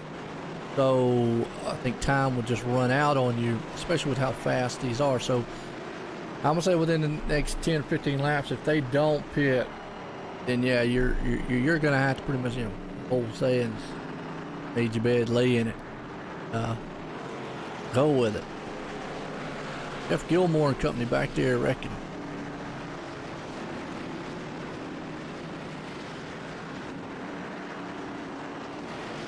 Well, if that's so, then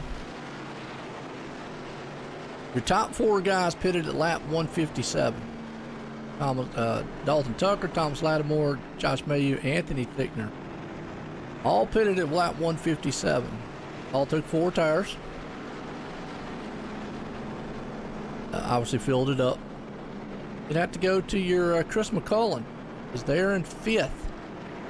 And Kenneth McCullen, who is on pit road. I think he's banking on no more cautions till the end here, which I don't know how wise of a gamble that is. Yeah. So Chris, who came in at 167, and then right there sitting in 6th, Jason Branch, who came in at 193. He took 4 tires. Him, Jacob Eisenhower, who came in at 186. Who are the newest? John Hyde, Justin Glenhill, came in at 166, lap 160.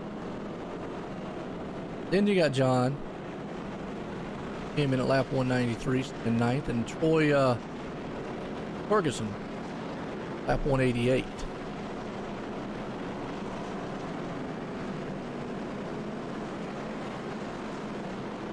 I think the cautions right now, let's kind of just maybe throw some scenarios out here. With the difference of tires and all, I think what is hurting the guys in the back here that are on newer tires is the cautions. I really do. It's slowing the field down. It's helping guys like Dalton and them up there. If this thing was to go green the rest of the way, I feel like one of them gentlemen back there with newer tires could get to Dalton and Thomas and them up there. Just by the fact of tire wear alone might fall off. We seen Dalton do it earlier. But again, it's got to go green. They got to get, temperatures up in those tires. They got to get going. And these cautions here, I think, really are benefiting the top guys up there in the top 4 right now. Definitely benefit them with the fuel mileage. If that's even going to play into the equation. It's going to be interesting to see. The 57 is all messed up. Now he's going to try and have to work his way around. I think he was supposed to get a lap back, but now he's way far back.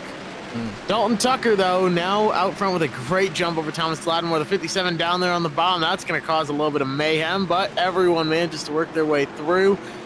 Side by side for 3rd, the 02 car to the inside. That's Josh Mayhew. To his outside is Anthony Thichner. Racing hard down there into turn number 3 now as Dalton Tucker pulls away more and more and more every single lap. He does. Gonna watch right here Chris, who is trying to battle over with Jason Branch, and he's got to be careful, but he's also got to push the envelope here a little bit to get up there, and you see him leaning on the side of Jason right there. Wasn't able to make that pass, and then you see Jason and them up there battling and hard, and I got to go back to him. Remember, Jason's one of those. That 193 with those newer tires. And we saw Dalton do this earlier, going through the field here very fast. So let's look at lap times. Last lap, Dalton ran, and again, it's going to be kind of a crude style number because obviously Dalton doesn't have anything to worry about up front. He ran a 21:05, Thomas to a 21:04, 21:07, but Jason with a 20.94. A lot faster. The biggest thing is That's what I'm saying. I think if Jason Branch can get around these next two cars, Dalton might be in trouble. He can get around them cleanly. I don't know. Dalton is so quick. It's one thing to catch someone. It's another thing to pass them. Dalton is so strong. He's able to defend so well. I think he's going to be in really good shape here. Yeah, bump and run, though. Not so much defend at this track. I mean, yeah, you got to defend, like you said. But usually defending at this track means you're going to get bumped. That's usually what happens. Right now, though, the biggest issue for Jason is he's got to get around these next two machines, and that's where he's having a hard time. Obviously, like I said, with the numbers out there, they're going to be a little missed because Dalton is just, set and sail. He's on his own racetrack out there, not a worry in the world. Jason has to worry about trying to get around these other two machines here, so he's fast. Problem is, can anybody get out there in clean air and get out there in clean racetrack and do what they need to do? Because Thomas and Josh are on the same set of tires that Dalton is. So as far as the top three, they're pretty equal. Jason's the one right there, and not really making up much ground. So kind of even off right now. Yeah, right now though, Thomas Lattimore is falling further and further back every single lap. 1.8 seconds now up to 1.9. A 21.235 for Dalton. Thomas a 21.339.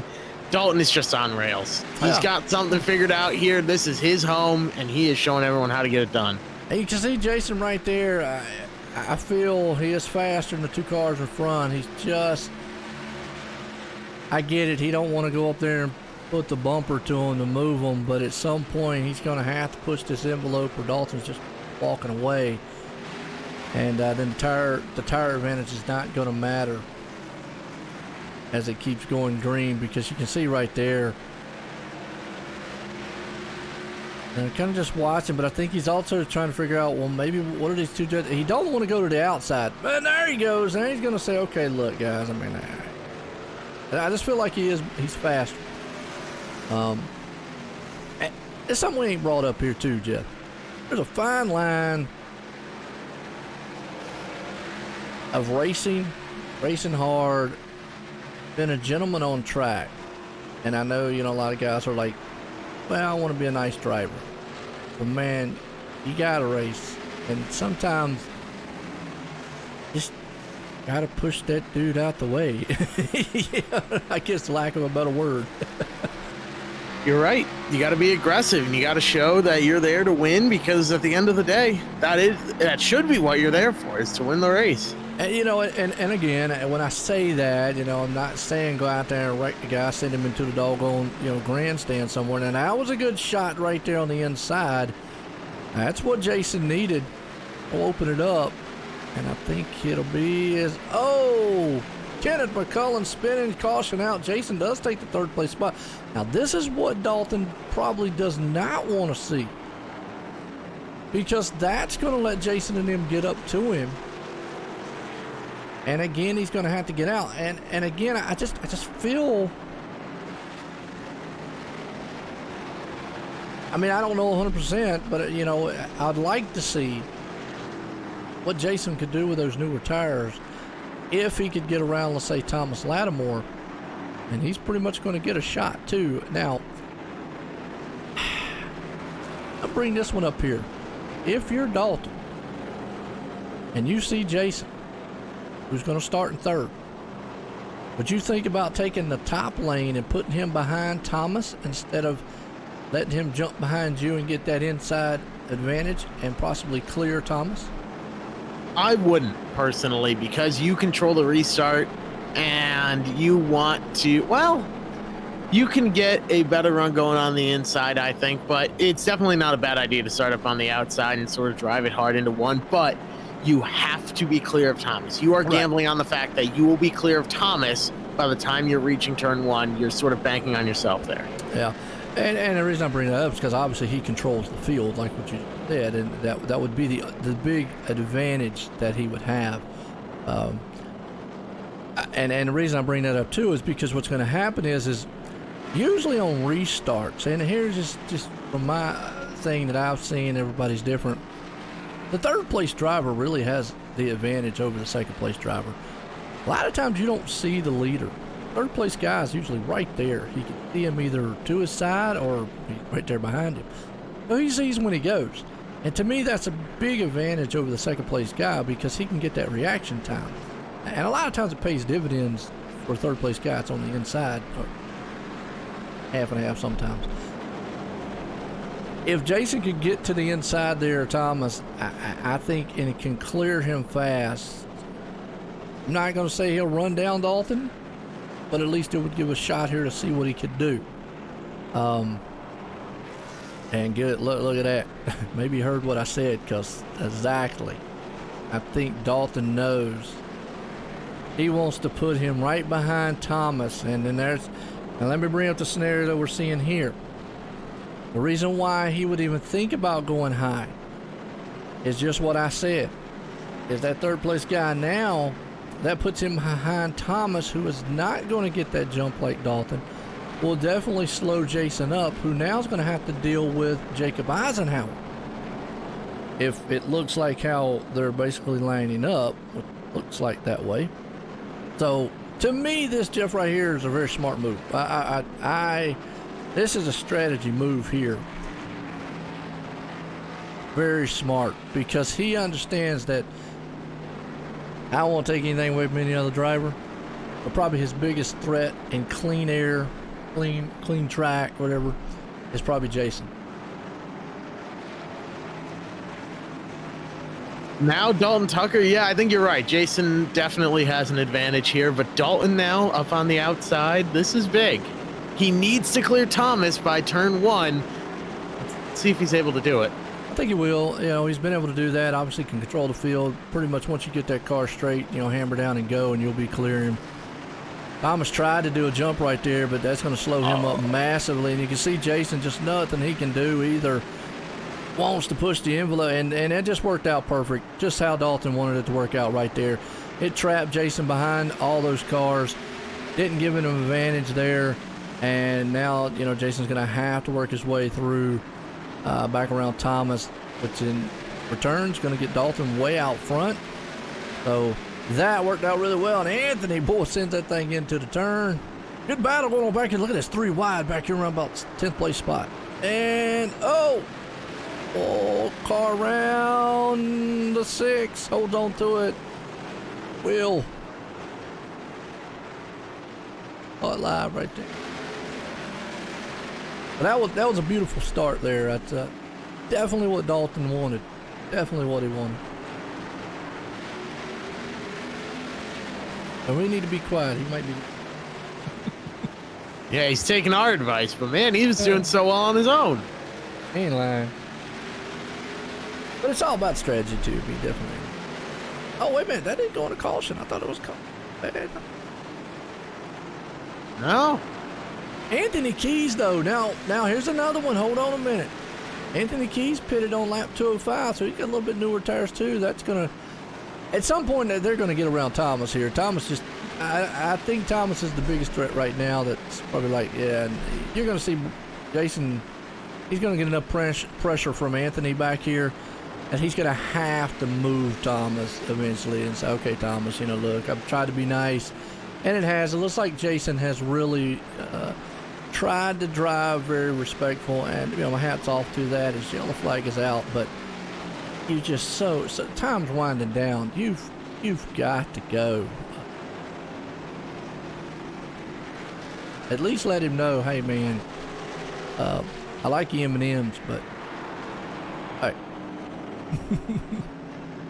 short track, had to move. I'd like to hear somebody out in the chat, man, and see what you'd do. What would you do if it's in Jason Branch's situation? Would you get up there and bump a little on the back of Thomas and let him know? I would. I mean, I'm not going to wreck him, but I'd definitely let him know every turn that, hey, how you doing? You know? Yeah, I'm a big fan of the 3 bump rule, where I would give him 1 tap, and you know, on corner entry, and just say I'm here. I'd give him a tap in the center of the corner. and my third tap would be whenever I get to him, and that's the point where I say it's no longer my problem. Yeah. Go ahead. That happened to me earlier today. I was running a tour mod race, and you know, I did the same thing to someone. He stayed out on old tires, and I had brand new ones, and he cut me off on the start, and then he tried to cut me off again. And the third time, I didn't wreck him, but I got to the point where I knew he was going to do something stupid, and I stopped doing anything to prevent it. And I think that's what Jason will have to do here. You know, he knows that Thomas is going to cut down in front of him. He knows Thomas is going to throw a block, and at that point you stop driving to avoid it. You drive your line, and if something happens, and that's where the mindset you have to have here with a couple laps left at Bristol. Absolutely. It's going to be less than 10 to go here. I've just got to throw in the green-white checkered here. Could happen tonight, but you're right. We don't know if Dalton's going to try that outside lane again here, which might be a very smart move considering now with Anthony Keys up there. Worked out last time. A look here too. Look at something. Okay. This makes sense. I just looked. I had to look. And this is where Jason has to really go, okay guys, I get it. Thomas and Dalton are teammates. Makes sense now. Nothing wrong with that. So obviously Thomas is going to do everything he can. He knows he's not going to beat Dalton. We pretty much can say that. I hate to say it that way, but he's going to help his teammate to make him 1-2. So Jason needs to understand that at this point right now, Thomas is just not going to move out. So don't wreck him. Don't crash him. Just move it. If anybody gets mad at me for saying that, remember I'm old school. Think about Dale Earnhardt Sr. Be okay. It's my advice. We'll have to see what happens. I think Anthony Keys though might get up there and might do it. And that's another guy you have to watch out for. Yeah, he's a strong contender. Dalton Tucker once again chooses the outside. He's gambling on himself here to beat Thomas Lattimore to turn one. I think a smart move, like you said. I mean, it paid off right there. It's going to actually put now it's going to put Anthony up there, and we'll see if Anthony pushes the issue here. So it's set to go back green. And with the two teammates up there, obviously they can control that field, and you know Dalton can go, and then Thomas can kind of shift it up. Now it's going to be side by side. But yeah, right there, and there you go. Well, just a little bit. Jason got away. Down to the nitty gritty.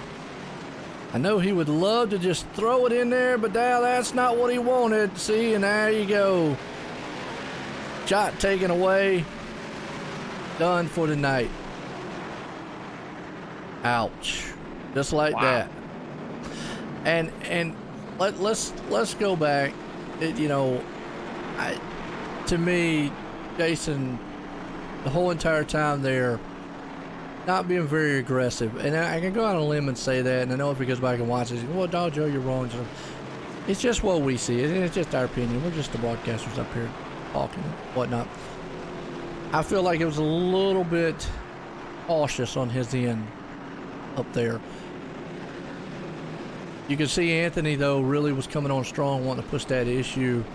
And time just ran out, basically, on it. And I hate it. But that said, got Jacob Eisenhower now. Up third. And Tom Dreiling. He's on some new tires, too. Got some new guys up here. Let's see if... I'm not saying they got anything maybe for Dalton. But... could have something for Thomas. Nobody's out of this one. Nobody is fully out of it, but it's going to be hard to beat Dalton. It is, especially with him controlling the field. This is essentially going to be probably almost like a green-white checkered. They definitely could technically have another one if a caution came out right as the green flew. But, in a nutshell, this could be almost what a green-white checker would be. So Hope y'all enjoying it. We're in the caution here. We got the Select Seal Coat Asphalt Repair, title caution sponsor here tonight. Outstanding job there with the race sponsor here, Supreme Templating LLC. Appreciate Roger coming on board here for this race here tonight, and a really good one here at Martinsville Ford Entertainment Group Xfinity Series. And all Dalton Tucker out front, he has held on to it. He's got his teammate Thomas Lattimore right there, and I mean, they've got the best plan. Jacob Eisenhower there, Tom Dryling, like I said, up to the 4th. Chris McCullen having a good run up to 5th. Anthony Keys held on to 6th and held right there in 7th. Kenneth McCullen to 8th. Josh Mayer there in 9th. And Joel Kilburn on top 10.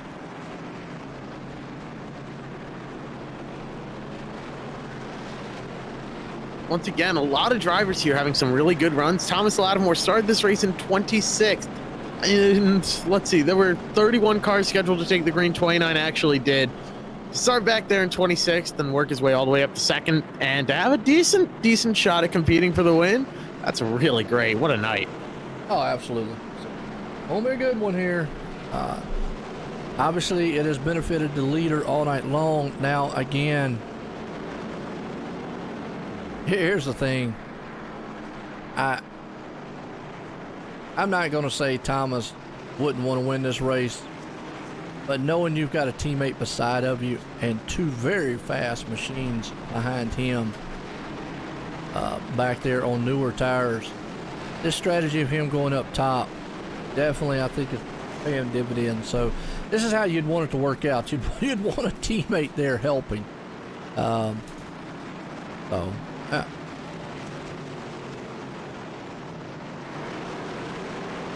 Here we go. Essentially green-white. I'm about 3 to go here. It is going to be a green-white checkered, our first of 3. All right. Dalton gets a good jump. Good jump. Great jump. And up on the outside, the 78, Tom Dryling, he could be able to slide in, but no, the 88 closes the door. The 38 checks way up Thomas Lattimore. And now Dalton's pulling away. He needs to get to the line here, let the white flag end the race. He has to get to the line first. There you go. That's what I'm talking about. See, now there's what Jason should have done. Now, that was a little... He actually bumped him, and then Thomas got a little bit sideways, but I don't think they caught the white flag. Well, we're going to another green. No, we're going to another green. Straightaway short. But Jacob... All right, let's break this down because everybody's going to see it different. But let's just see it to where we saw it. Jacob went in there and bumped him. And it got Thomas, it shoved him into the turn, just like what we talked about earlier, very fast. The second bump sent him around, and then he pretty much just kept driving through him. Aggressive? Absolutely. It's going to be a 50-50 of whether or not he needed to do it or had to do it or wanted to do it, or either way, the bump had to be done in order to get around him. Again, I'm not for a guy wrecking. I don't want nobody wrecking nobody out there on purpose, but that's the bump and run, and that's just short track racing right there to me. That looked pretty much, Thomas was not going to give up that inside line.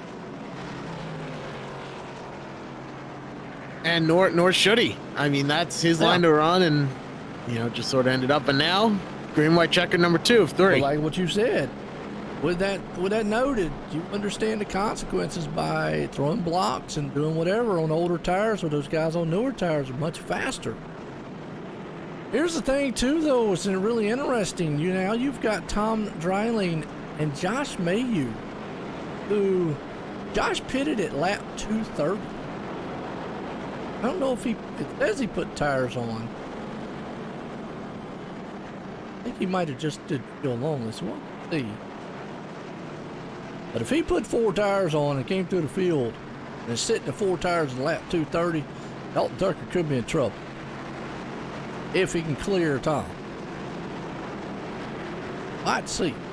I'm not sure of how old those tires are of him. Dalton needs the start of his life right now. That's what he needs. And he's desperately going to go back to the inside on this one because he does not have that cushion of a teammate on the outside this time. No, he doesn't. Now he needs to make something happen. Now I know now that everybody's going to go back and wise and, go your make. It's short track. Nobody's ever happy when you come out of a short track. There's no Christmas presents or no birthday cakes ever given away usually after a short track race. We just enjoy the drama and the excitement. I still feel Dalton Tucker's in the best position right now. And he just needs to get to that white flag, and I don't care. If he can get the white flag, don't care. They can all kill themselves at that point. That's what I say. Yeah, it's that's what he needs. He just needs to take this white flag. All right, here we go. On to your hats, folks. Pace trucks in. Dalton Tucker and company up front. Tom Dreiling right there. Josh Mayu. And Josh gets a good jump. Boy, Dalton got a great jump. Oh, boy, I tell you what, Tom did exactly what he needed to do. Get down low.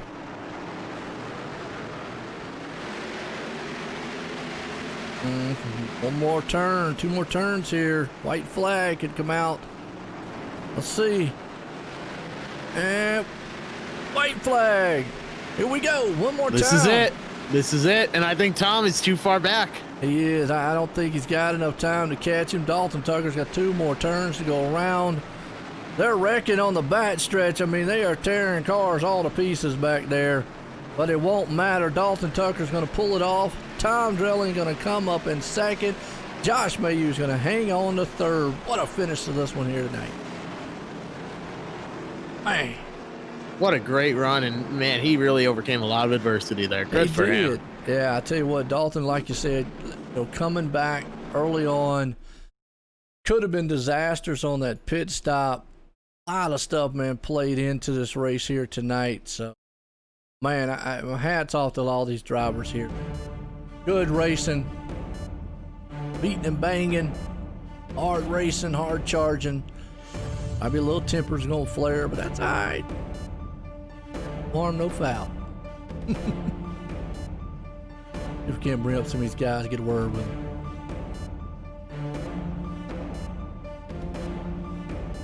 Some guys will come out of here happy, some not so much. All right, let's bring up third place man here. Josh Mayhew, let's get a word with him. Josh, it's Jeff up in the booth. You got a copy? Yeah, I sure do, man. Well, you had a great run out there. You started in 4th. You finished in 3rd. A really great run there. What was going through your mind at the end when you were trying to get up front? Well, my teammates were like, you shouldn't have pit there. You're probably going to screw yourself. And I said, well, hey, you never know. I'm going to try it, see what happens. And it actually paid off in the cautions right there. It got me up to, I think, 4th, 3rd or 4th. And I tried right there to get under the 78. Just didn't happen. So 3rd's good. Absolutely. 3rd is great. Now, do you think that was the right call to pit? Yeah, I'm glad I did it. It could have. There you go. But thank God I didn't. Well, who do you have to thank for this 3rd place finish, Josh?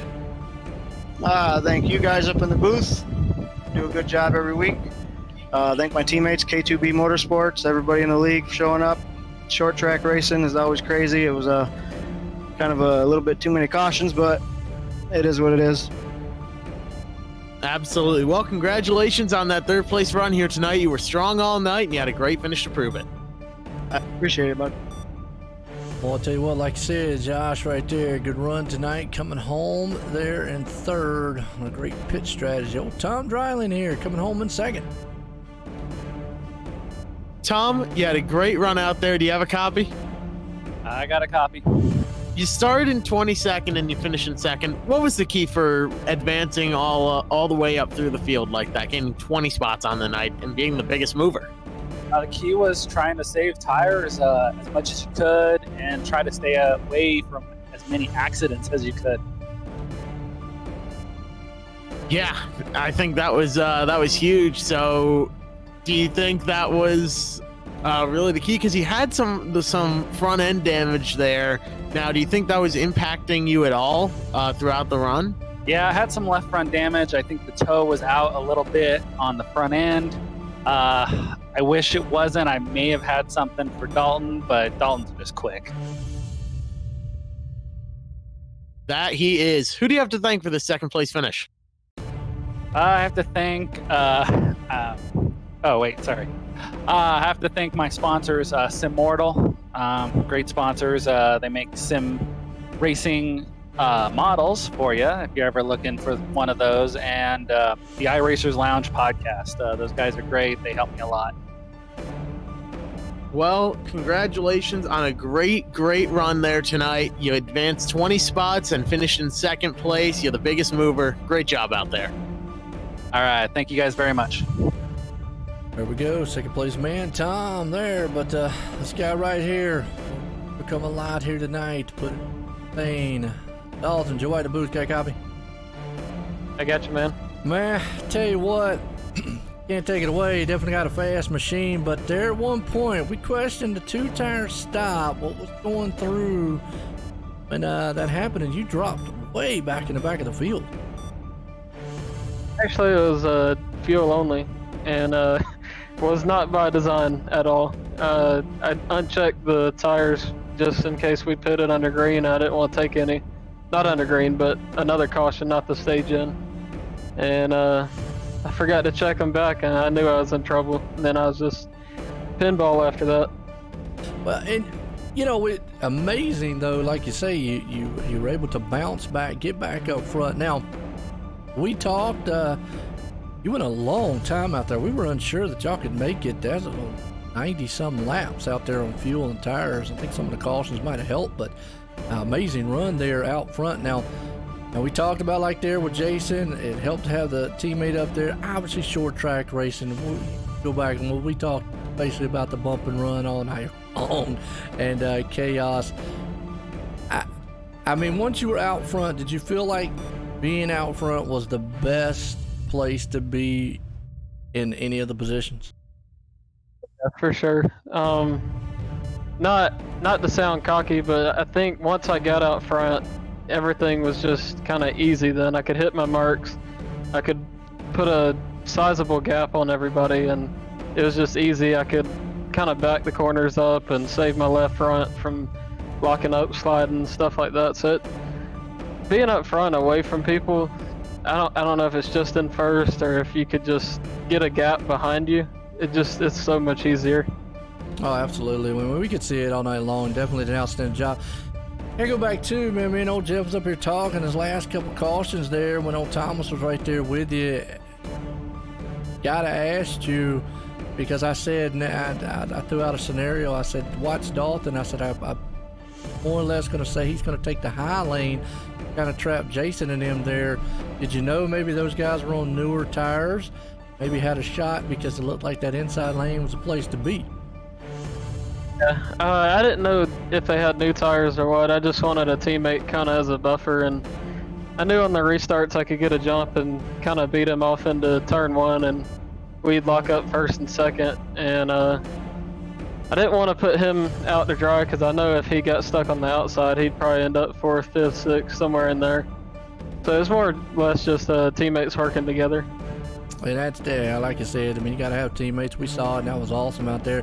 It is unfortunate on the end there. Like I say, you know, we saw it up here. You know, obviously we did a little different. Like you said, you didn't know those on new tires. They were, and but hey, came home here tonight, put it in victory lane here for the old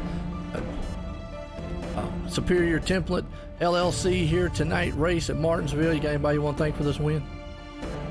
I just appreciate my teammates, and I think we ran 1 through 4 for a good little bit of the race. So definitely got to give a shout out to them. They were fast all night, and I think Doug led a good bit of the race when I got shuffled back to 20 something. So definitely shout out to them. They worked hard, and they just unlucky here. It's short track racing, and things like that happen. Just wish they could have been up there at the end. And just appreciate you and Jeff doing the broadcast tonight, and I'm sure it's going to be interesting to watch. Interesting interesting on the comments too up here, because we talked a lot about like what you just said, short track, bump and run, and maybe what Jason and them could do and all, and so forth and so on. And it was chaotic and wild, and it was fun to watch. But hey, you pulled the win off here. Again, congratulations on that win tonight there, Dalton. All right, there we go. Dalton Tucker putting it in. And man, I tell you what, it's an interesting run here as we're going to leave Martinsville. I'll tell you what, Jeff, got your final thoughts on it? Well, that was just a great race all around, but I am seriously most impressed with Dalton. He just did such a fantastic job. I mean, we saw him at the beginning how dominant he was. He took 2 tires and he dropped like a rock. He was running last on the lead lap. He got beat, knocked out of line. Everything was going wrong for that car, and he came back to win it. That was just amazing. He is definitely, he gets the gold star for today. You know, the top performer, put the Burger King crown on his head. He earned it. That was amazing. I don't think I've ever seen a run like that through the field, and he did it 2 or 3 times. They did. K2B Motorsports putting it out there. Good run for those guys. We're going to leave Martinsville. Hope everybody enjoyed it. Everyone, have a good night.